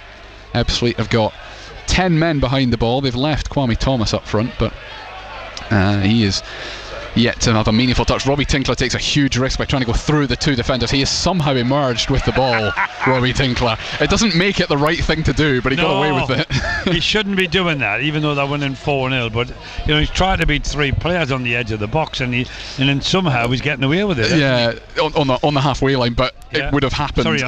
They would have burst. They would have burst right through, clean on goal, had he not got away with that. I think he was then fouled, according to the referee, in the process as well. So it is a Gateshead free kick. Good job, Robin knew it was 4-0, didn't he? Yeah, he wouldn't have been trying that at 0-0. No. And Joe Grayson is who's going to take the free kick.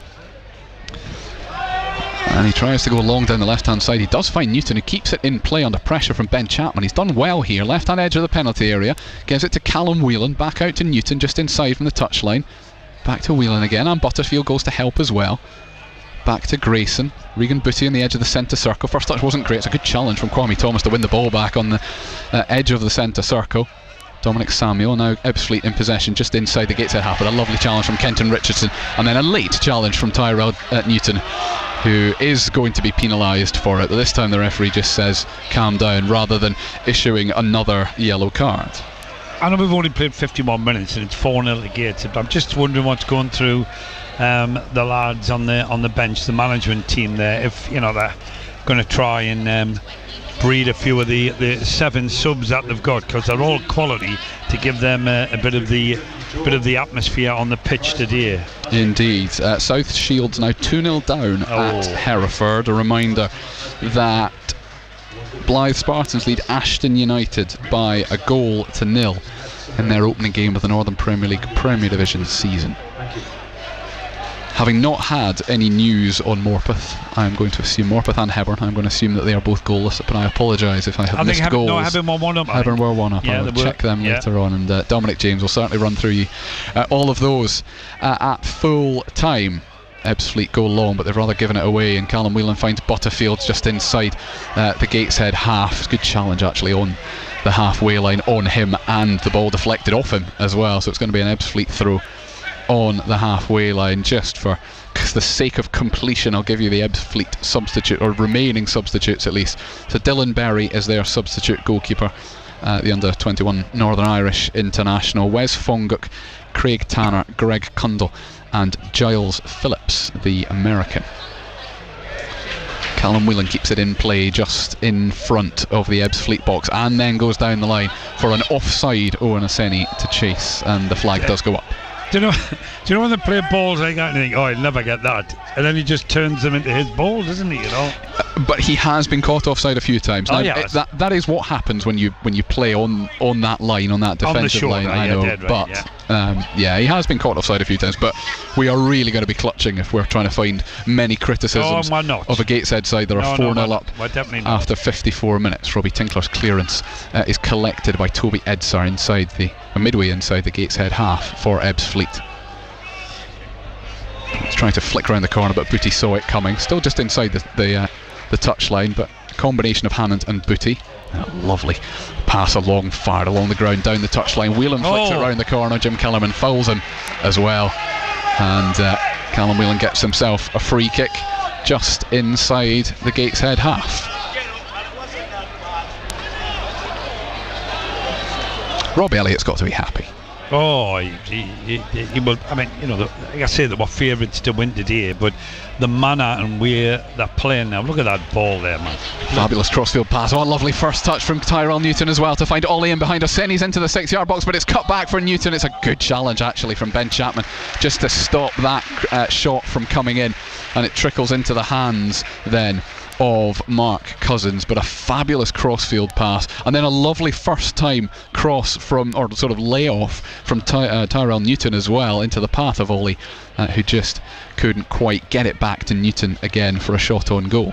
Ebbsfleet burst down the left hand side. There is a foul, but the play is allowed to continue because Edsar finds Kwame Thomas down the left wing, thought about the cross, cuts back instead, but that's going to bounce off Luke Hannant corner and out for a corner. They're really enjoying themselves out there, Gates. And if you can't enjoy it when you're 4-0 up, there's something wrong. But some of the skills, some of the passing is just amazing. It is. At Morpeth losing now by a goal to nil at home to FC United. Adam Lafondra, formerly of Reading in the Premier League, scored for FC United of Manchester. So Morpeth a goal down. This is Ebbsfleet's first corner of this game, and it comes 10 minutes into the second half. It'll be taken by their captain Josh Wright. The referee just wants a word with at least 2 of the 12 players that are in that 6-yard box. There's more than that, isn't there? Am I right? I think they've been instructed this season, if there's any pushing or whatever, they can give penalties. They've always been allowed to give penalties. I think they've basically said at the start of the season, not for the first time, we're going to clamp down on this. We will see. If any referee's going to clamp down on it, you might fancy it being this one. Wright takes the corner towards the far post. He does clamp down on something because it is given as a free kick to Gateshead. And I am surmising here, but Tiernan Brooks has gone down and stayed. I just wonder if he deliberately had his foot stood on in that. He needs some attention here. Yeah, he does. Does Tiernan Brooks. He's gone down and stayed down, and obviously there is... the referee's seen something in the sense that he's given a free kick. Yeah. But what he's seen, I don't know. Brooks goes down. He's sitting back up again, but it's that right foot that's going to be looked at. Colin, can I just point out here? Yes, you can.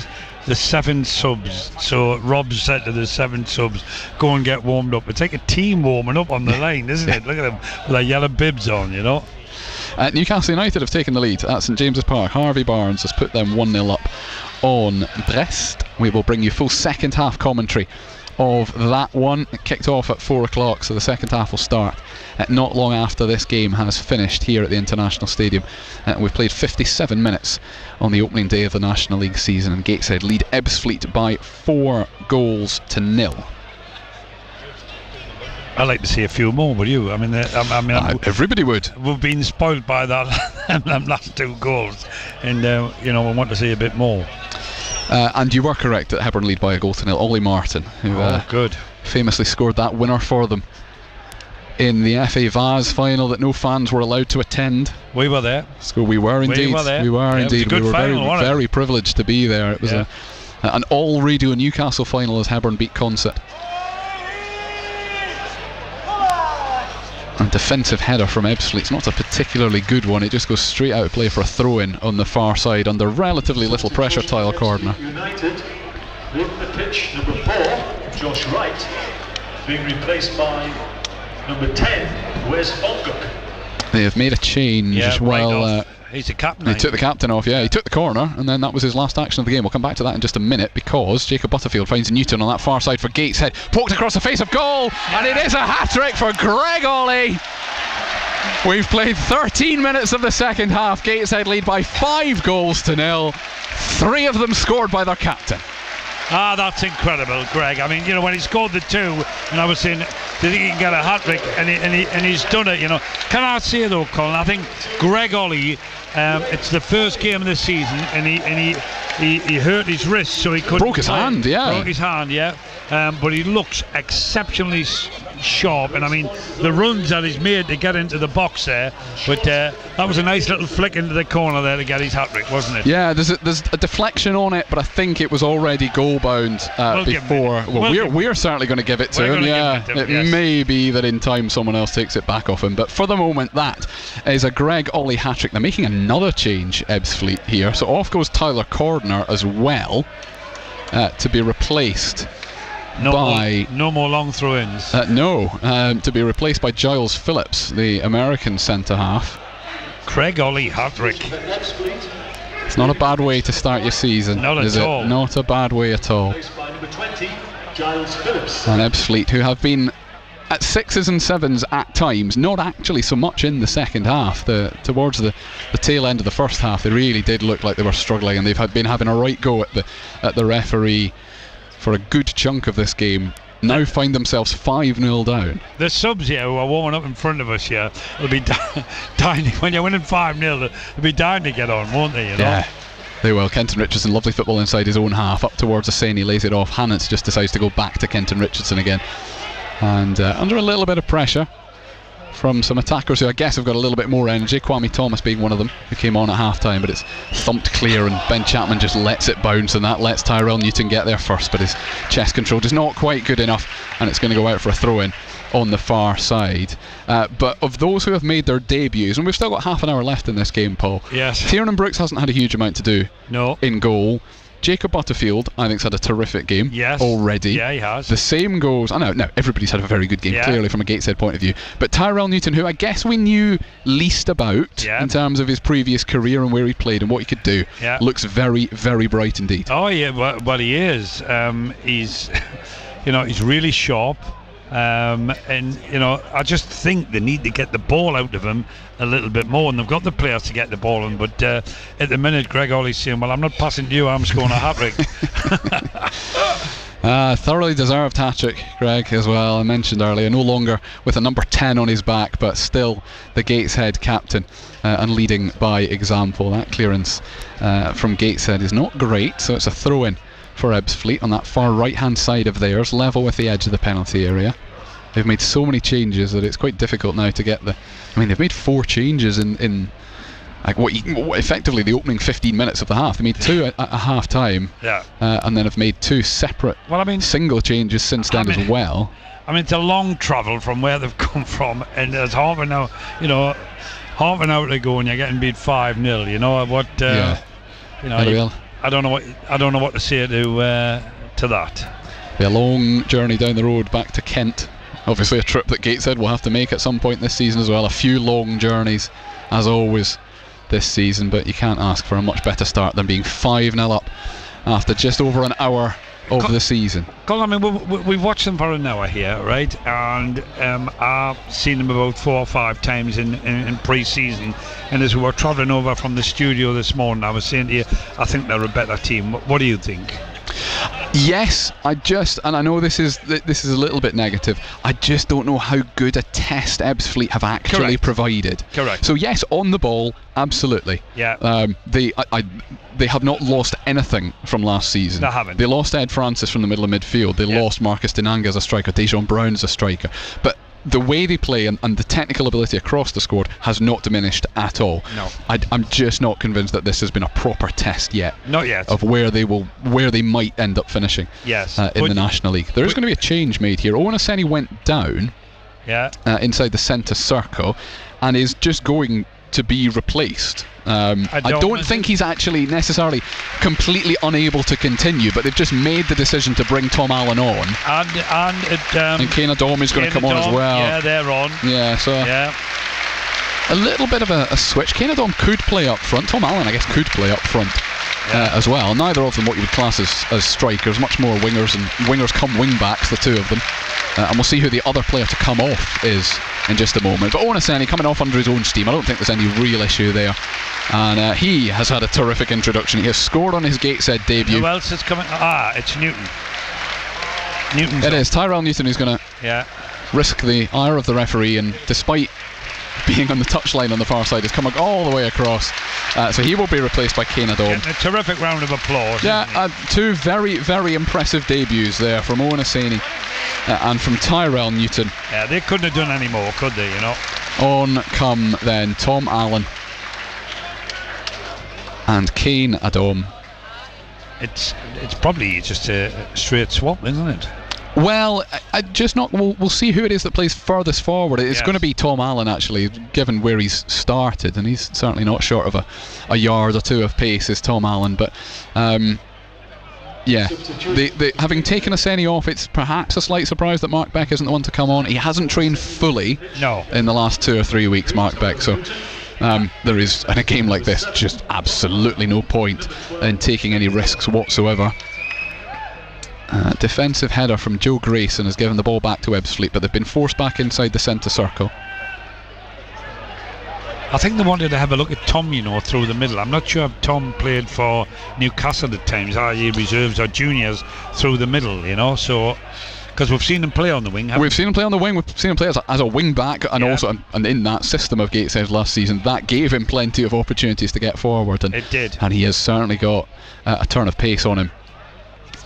So the kind of passes that they were giving up to, the balls that they were knocking over the top to Aseni, Tom Allen would very much like to get on the end of as well. He's exceptionally quick as well, isn't he, And Kane Adom has just slotted in straight in the left wing back position where Tyrell Newton had been. So it is actually 2 straight swaps in the end. So I'll run through what has become Gateshead's on-field 11 in just a moment. As Ebbsfleet make it up towards the penalty area, Dominic Polion forced out wide on the right hand side with his blue boots up against Joe Grayson, lays it off to Edzer, edge of the penalty area. He's got an overlapping run from Chapman on the far side. The cross is not really anywhere near an Ebbsfleet player in particular, but it comes all the way out to Page on this left hand side, corner of the box. He's got a bit of help from Funguk. Back to Lewis Page again. And Funguk, yard in from this near touchline, gets a right footed cross in, but it evades everybody. And it was a good ball had there been a far post runner, but there wasn't, and it's gone straight out for a goal kick. I'm just looking at Tom's gone through the middle, and the Dom is wide on the left, so it's just a straight swap, isn't it? It is 2 straight swaps. So Tiernan Brooks in goal, Robbie Tinkler, Kenton Richardson, Joe Grayson the back 3, Hannon still at right wing back, Kane Adom at left wing back. The midfield 3 still the same for the moment, Butterfield, Booty and Whelan with Ollie, and then Tom Allen now up front. The 2 that have gone off played exceptionally well, haven't they? They really have. Yeah, I mean, you could apply that to just about everybody. There are players who haven't had the same amount to do. Tom Allen's going to be in behind here. Mark Cousins just able to let it run through into the penalty area. And it's great judgment, I suppose, from Tom Dallison, who let the ball go over the top of his head and just had faith that it was going to get through to the goalkeeper. There's a push in the back that I think Kwame Thomas is going to get away with here. Yeah, it is. It's a corner. So Kenton Richardson chested it over the byline, having been given a push in the back by Kwame Thomas. But the upshot of all of that is an Ebbsfleet corner. We've played 67 minutes now in this game. Pretty much 3/4 of the way through. And it's the new Ebbsfleet captain who is going to take this corner in just a moment.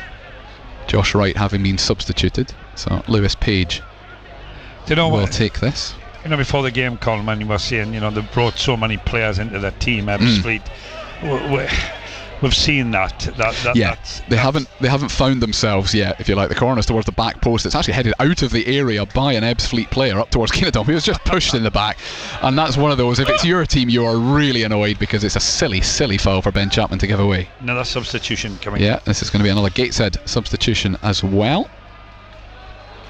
I don't think the referee's attention has been attracted yet, mainly because the player isn't actually quite ready. Well, the board's gone up, so it's going to have to take place now, and it's going to be Will McGowan who comes on to make his competitive debut. Whelan off. Comes on for Callum Whelan, who is on a yellow card but also on the score sheet. He got it all started after just 11 minutes of this game. And can you see now, Colin, like the 3 that they've brought on are quality players? And that is that is the difference from last season. I think the depth of quality, and we think there might be maybe one more. I mean, Harry Moss was signed as a goalkeeper today.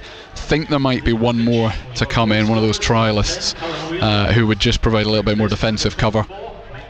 Every man and his dog that follows Gateshead knows that it's Brandon Houstrup, so it's not a big secret, but he has yet to sign. But if he does, then that's a squad of 19 probably. Yes. Because they don't, to the best of my knowledge, have anybody out injured, so that is a squad of 19 that you would be very happy playing any one of them at any point. You would. Gateshead up towards the edge of the penalty. Will McGowan's first touch is to dribble past 2 or 3. Doesn't get any power behind the shot though, and it's cleared by Ebbsfleet down there left wing for Dominic Samuel to change, but the back heel from Richardson just comes off it's all the Ebbsfleet striker and it's out for a throw in, and that again is the sort of thing that you can try when you're leading by 5 goals to nil. Correct. No. Indeed, the throw in taken by Richardson. Ollie does well to control it and then turn, but Hannon just forced backwards from right in front of Rob Elliott. Here's a question: when was the last time Greg Ollie scored a hat-trick for Gateshead? Yeah, we'll find out. Don't know the answer to that, but we'll ask him. We'll ask him at some point. Kane Adom, his first real involvement in the game down that left wing. He's annoyed at himself because it was good chasing, it was a good dribble, but then the clearance bounced back off him and he concedes a throw in away on the far side. I'll tell you with Dom James, if he's listening, he'll find it. He'll be scurrying away in the background, finding out the last time. Good luck with that, Dom. Finding out the last time that Greg Ollie scored a hat-trick. He may well not have done. Indeed, might be a wild goose chase that you've just sent poor Dom on. Sorry, Dom. But the throw-in taken by Ebbsfleet, basically at their own defensive corner flag. They've done well to work it out, but it's a long ball that's nowhere near any of their strikers. So Robbie Tinkler, plenty time to control it, knock it back to Tiernan Brooks. Midway inside the Gateshead half. Gateshead leading by 5 goals to nil. Callum Whelan, Owen Aseni and Greg Ollie in the first half. Greg Ollie again a second and third times in the second to give them a 5-0 lead on the opening day of the season, having scored goals galore in pre-season as well, Paul.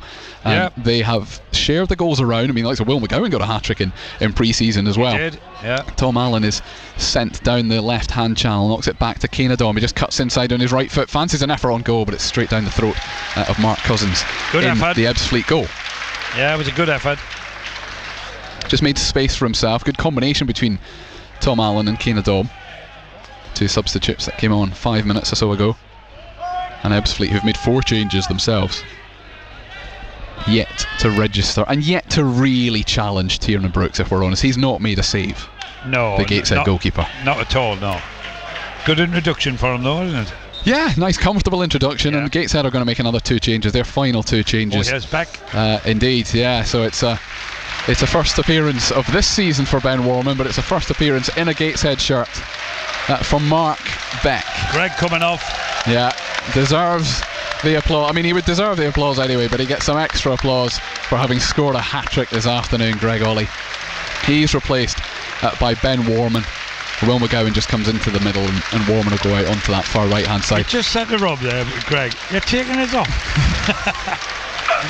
On comes Ben Warman, and on comes Mark Beck, who played a part in the FA Trophy, but he was playing for Solihull Moors. He played a big part. He was named man of the match, actually, having scored twice in that game for Solihull.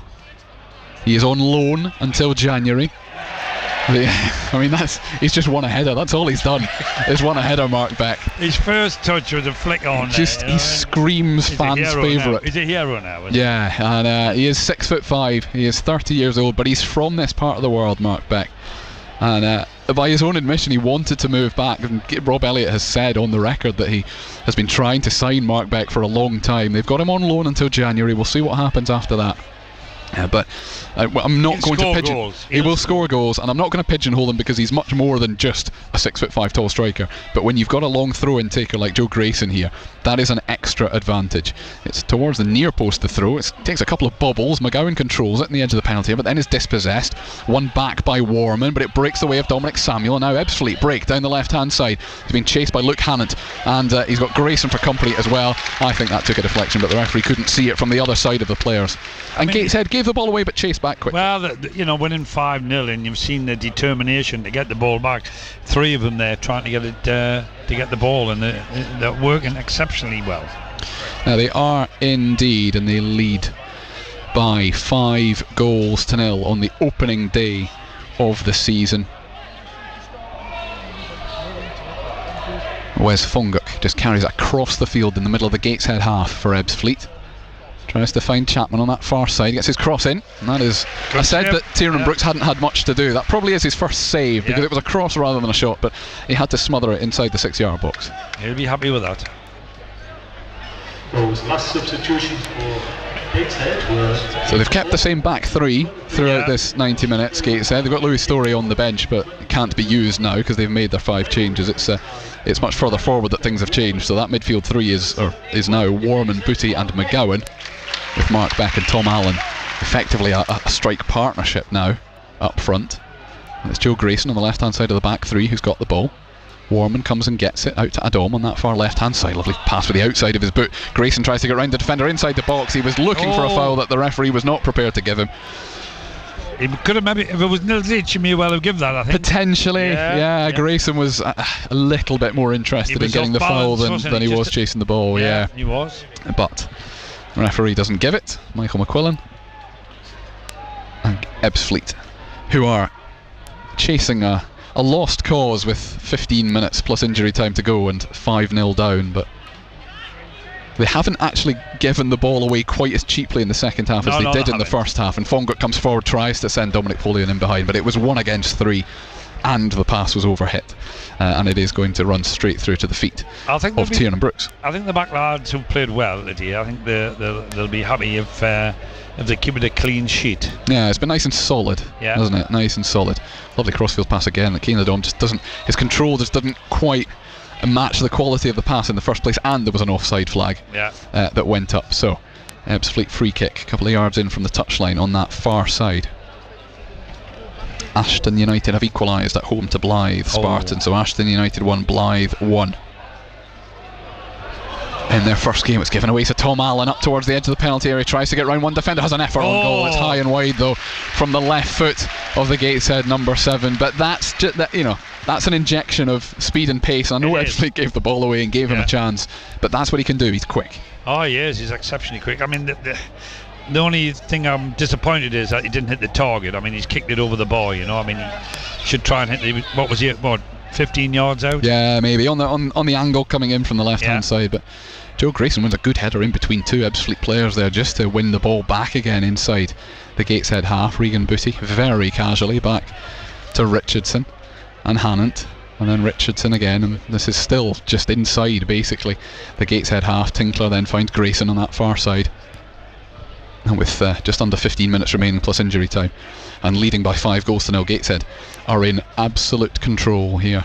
Mark Beck came short for it, but then the pass to Adom was short, so Ebbsfleet nick it on the halfway line, and Ben Chapman tries to make some gains down the right hand side. He's got Dominic Polion for company, but he's well dispossessed by Robbie Tinkler, and Ben Warman is there to pick it up and give it back to Tinkler with his bright orange boots. There are all sorts of colours of boots on this pitch now, but I think Robbie Tinkler wins the brightest boots award, because they are quite orange. Yeah. They are as orange as Mark Cousins at strip, the Ebbsfleet goalkeeper. Gateshead have given it away. There's a shot on goal from Ebbsfleet that comes in from the edge of the penalty area and was not troubling Tiernan Brooks. 13 minutes to go and Gateshead lead by 5-0 Paul.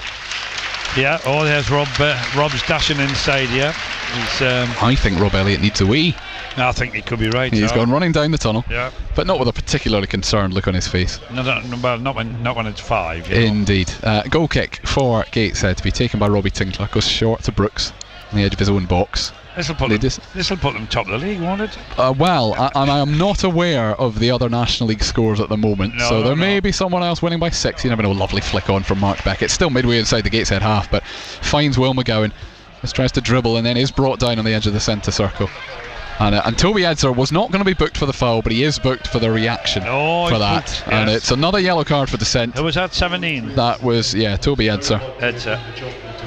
It's 4 yellow cards. 4 yellows. For Ebbsfleet. A couple for Gateshead, if you include their manager, who was booked for complaining in the first half. But a free kick for Gateshead, 5-6 yards inside their own half. Regan Booty thought about taking it, has left it for Kenton Richardson. I'm just looking there. Louis Story was one of the subs, wasn't he? You know, but he was indeed. He's the only outfield player not to come on. Yeah, but he's done nothing wrong, Louis. He's done nothing wrong. And also, as we see him stand inside the technical area, he is a player assistant manager now formally, permanently player assistant manager. Him and Rob Elliott. Yeah. And Rob Elliott has come back out of the tunnel. They're going to make their final change here, Ebbsfleet. It's the 10th substitution of this game. And on comes Craig Tanner to replace Toby Edzer, who has just been booked. Ebbsfleet with a throw-in. A couple of yards from their own goal line on their left-hand side. Taken long by Page up towards the head of Kwame Thomas, who does well to flick it on, but Gateshead get the second ball, and then there's what looked like a high foot. And the referee took a minute or two to decide. He had a good look at it, didn't he? You know. But Kenton Richardson it was, whose foot was just a little bit high on Kwame Thomas. And it's a free kick for Ebbsfield, midway inside their own half. Being replaced by number 27, Craig Tanner. Confirmation then of that final change of the game. And Ebbsfleet get going again down the left hand side. There's a ball for Kwame Thomas to chase, but Richardson just eases him off it and then hooks it out over his head for a throw in on this near side. Taken quickly by Page, wants it back from Funguk, but he's not going to. Goes square to Samuel instead, and Kellerman. This left hand side for Ebbsfleet, got Funguk as well, up towards level with the edge of the box. A good little spell of possession this. Craig Tanner's first touch is a left-footed cross that is comfortably cleared by Kenton Richardson. Up towards and over the halfway line. Beck wins the second header. Allen lets it run across him, but it's just cut out. And the clearance is well controlled by Lewis Page, actually. I was going to have a look and see whether anyone else in the National League is winning by more than 5 goals. Ashton United have taken a 2-1 lead over Blythe Spartans. That's disappointing when they're 1-0 up. That, of course, Blythe's first game in the Northern Premier League Premier Division. Before I look at the other National League scores, I will just want to point out some of the other fixtures that Gateshead have got, because they come thick and fast in August. They play Saturday, Tuesday, Saturday, Monday, Saturday to round out August. That includes a bank holiday game away at Oldham, but they travel to Woking next Saturday, then they travel to Halifax on the Tuesday night before Yeovil come here in a couple of weeks' time. That's a lunchtime kick-off, Gateshead against Yeovil. It is a 12:30 game here. Both teams basically agreed to do that so that Yeovil could get away with just one night stay rather than 2 nights. They would travel back after the game. And there is a very good chance that unless it's picked for TV or is postponed for some other reason, that Yeovil Gateshead later on in the season will go the same way, and then Eastleigh come here on the 31st of August. So I mean, it's all go, isn't it, after today, isn't it, really? Yes, it is indeed, and that is to some extent to mitigate for weather postponements that may come through the winter. Obviously the Northern League and other leagues between the National League and the Northern League do exactly the same thing and really try and fit the fixtures in as best they can. You're right, because it's more rain than it is snow now, isn't it, really?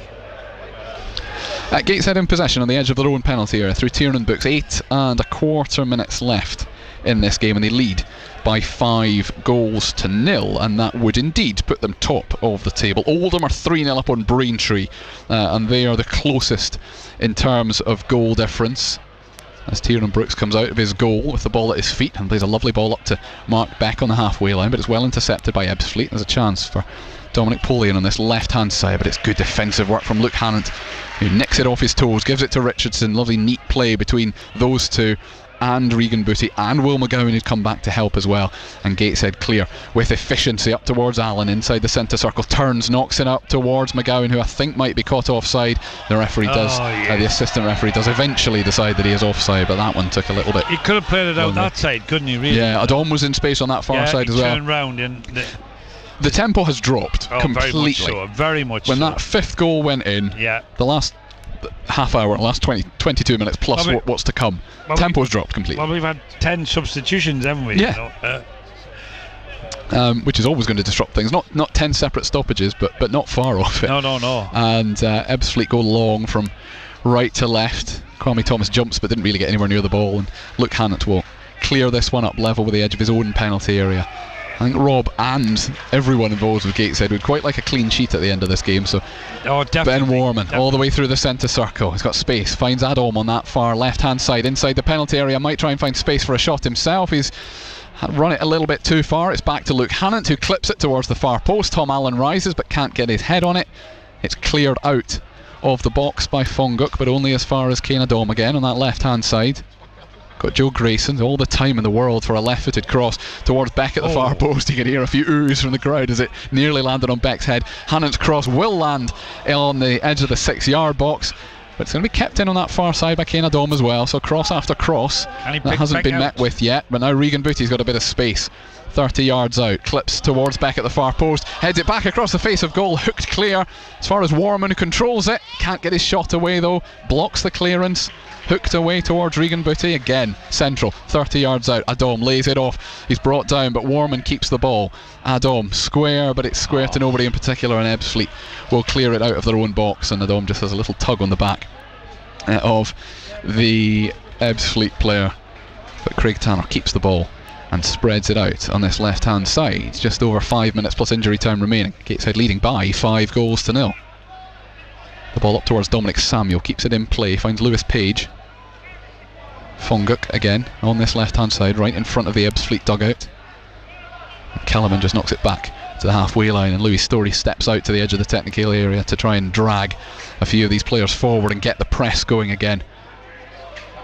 Ben Warman tries, but can't nick the ball off Tanner's toes inside the centre circle. But what they have done as a team, Gateshead, is force the ball all the way back. No, they have. I mean, they're still working hard.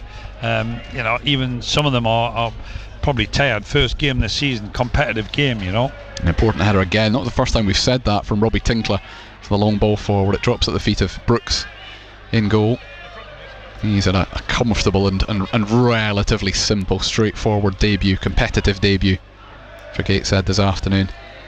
Joe Grayson and that left hand side had almost come short for him, so he's got it just inside the Ebbsfleet half. Ben Warman just didn't really see that pass coming, so it's intercepted by Giles Phillips, but it's out for a Gateshead throw and away on that far side.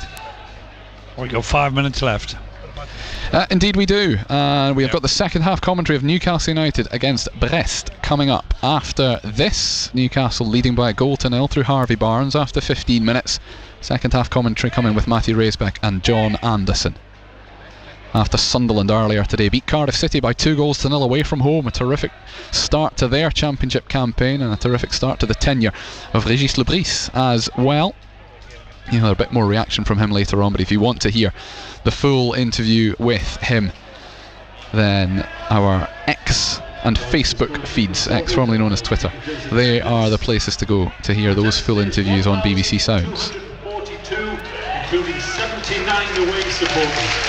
1,242 and 79 away fans. I'll come back to that in just a minute, because Ebbsfleet have made a burst down the right hand side. Chapman trying to get round Grayson, he can't.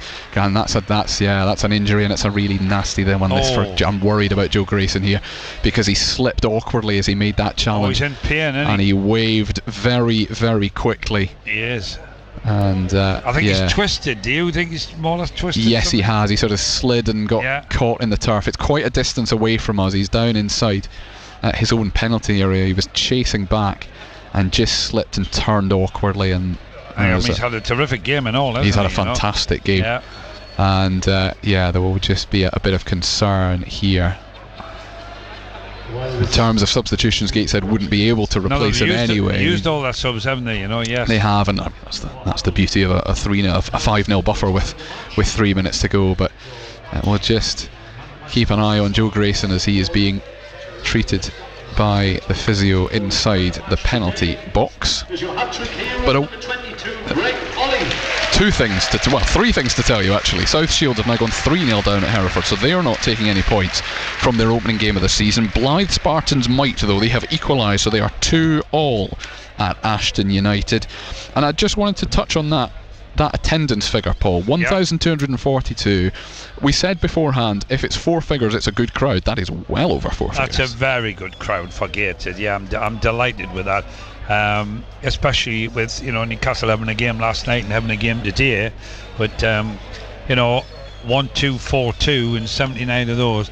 I think the 5-0 when people round the North East see, and people are talking about how good Gateshead are. Let's get a few more to come and watch this Gateshead side, because they'll really get entertained, won't they? Absolutely. As always, want to give credit to the Ebbsfleet fans, all 79 of them, because it is a long, long way to come. And it's a long way back. It is a long way back. It's Joe Grayson's left ankle that is being treated, but he is still down. I'm not entirely convinced he's going to continue. And again, with a 5-0 buffer, there is no point in doing anything unnecessary. Gateshead can see this game out with 10 men without any issue at all. The stretcher now being brought onto the pitch. That's not good from this near side. I mean, if you look, I think he's got it's probably an ice that he's got on his leg, but he's got his hand over his eyes as much as say, I'm in a bit of a pain here. Yeah, and it's one of those where it would be a long way to walk back in relative terms, because he's quite far away from the tunnel. But they're not even asking him to do that at all. So there is real concern over Joe Grayson here, and we wish him all the very best. For me, Colin, he's a big integral part of the back three of Tinkler, Richardson and Grayson, who've looked rock solid here today, and we said how important it was beforehand. The three of them signed, or at least they were announced as having signed new contracts on the same day. All three of them were out of contract at the end of last season, Grayson, Tinkler and Richardson. This is not looking good at all, this. No, there's a few more medical personnel on the pitch now as well, as they try and very gently ease Joe Grayson onto the stretcher. They will take their time over that one. Gateshead are going to go top of the table, top of the National League table after one game here, because I'll run you through some of the other National League scores in no particular order. Fylde are 3-2 up on Solihull. There have been goals galore in all the other games as well. Aldershot against Forest Green. Forest Green coming down from League 2 last season. It is 3-3 going into the last few minutes of that one. Altrincham lead Woking by a 1-0. Rochdale are 2-0 up on Boston United. Dagenham and Redbridge 2-0 up on 2-1 up on Wealdstone. Halifax beating Barnet by 2-1. Eastleigh leading 2-0 away at Maidenhead United. Oldham, I mentioned earlier, as it stands, would go second on goal difference, because they are 3-0 up on Braintree. Southend and York is a 1-1 draw, and they're quite deep into injury time in that one. Tamworth, new to the division, leading Sutton United, new to the division, by a 1-0. So Tamworth, who were promoted into the National League last season, leading Sutton United, who were relegated into it. And Hartlepool, as it stands, have gone a long way down to Yeovil and are leading by a 1-0 in injury time as well.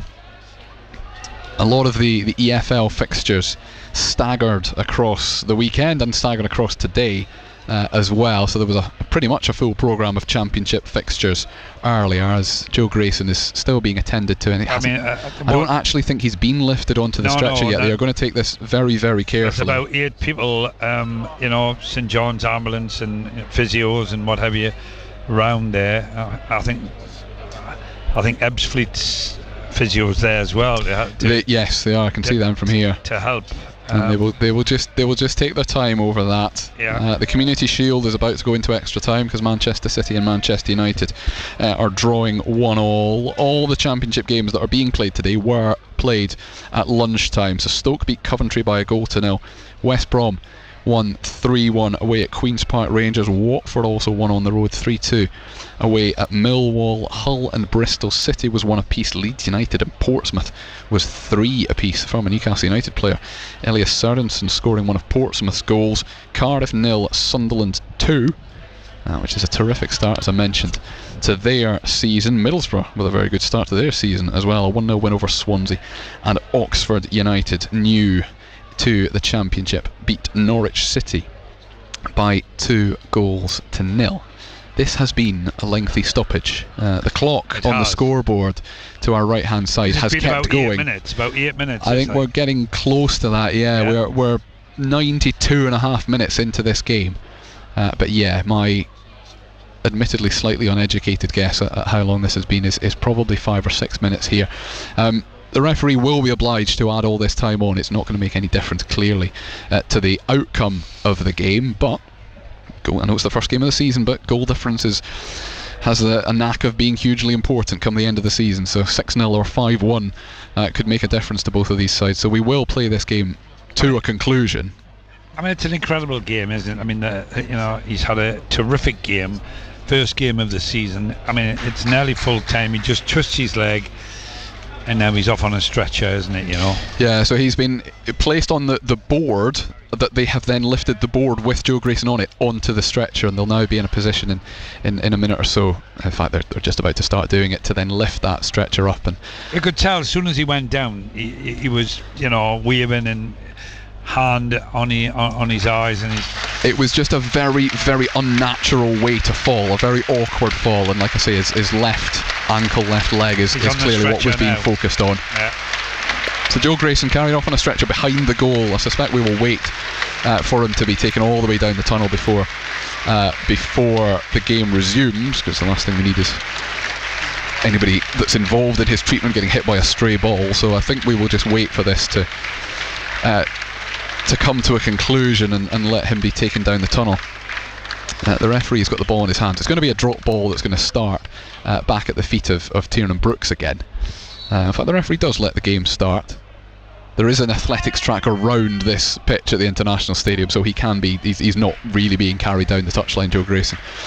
So there is going to be a bit of distance, and we've played 4 minutes over the 90, but I don't think we've had a board to say how many minutes are left, and we're probably not going to get one now, so there's a bit of uncertainty as to how much longer this game will last.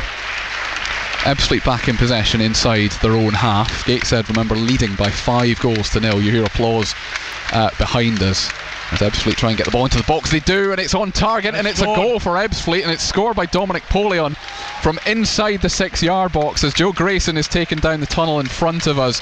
Ebbsfleet have scored, a cross from the right hand side, tapped home inside the 6-yard box by the St Lucian striker. So it is Gateshead 5, Ebbsfleet 1, and Rob Elliott has gone down the tunnel with Joe Grayson as well, so he leaves Louis Story and Anthony Sweeney in that technical area, and Gateshead still leading by 5-1, still almost certainly going to go top of the table, Paul.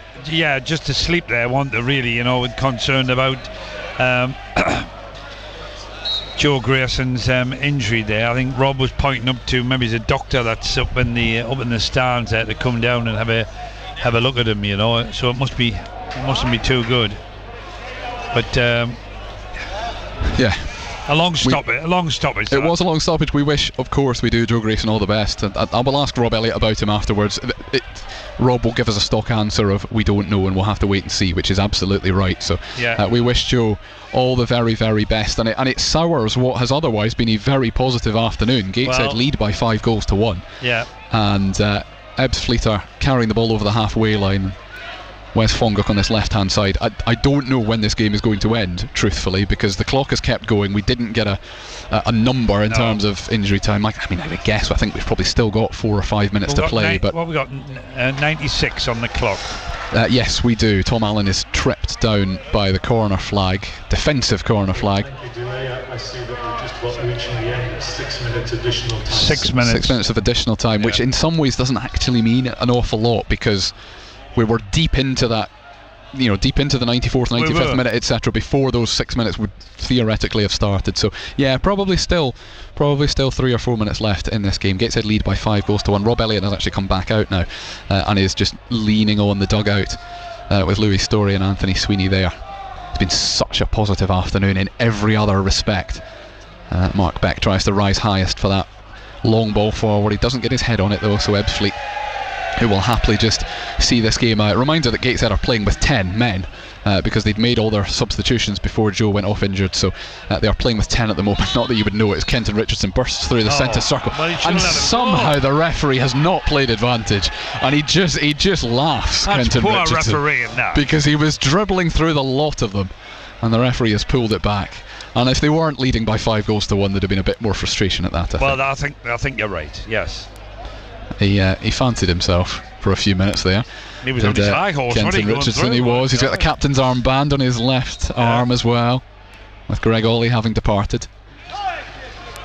Booty down the left hand side trying to find Adom, who has just switched over to this right hand side, and Tom Allen's gone over to wide on the left hand side with Mark Beck up front on his own, because Gateshead are playing with 10. Beck just tries to protect the ball and gives it away in the process. The referee lets the game continue. It's finished at Ashton United and it's 2-2. There was an opening day result for Blythe Spartans. Robbie Tinkler under pressure, given a push in the back, and the assistant referee quite rightly says that one is a free kick. So full-time score, Blythe drawing 2-2 away at Ashton United. That's a good result for them, Colin. It is indeed. Morpeth not so good though, at losing 1-0 at home on the opening day of the season to FC United of Manchester. And I didn't actually see it as a full-time, but South Shields were losing 3-0 at Hereford in National League North. A long way to go. We've technically played 8.5 minutes of injury time here at the International Stadium. Gateshead leading by 5-1.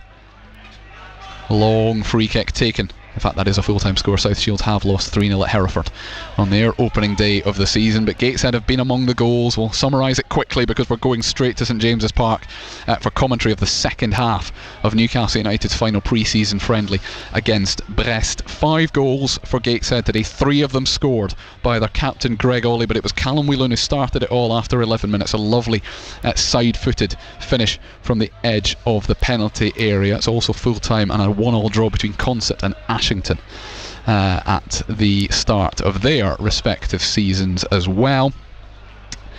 Owen Oseni got the second, his first goal for the club. He was clean through on goal, couldn't get round the goalkeeper.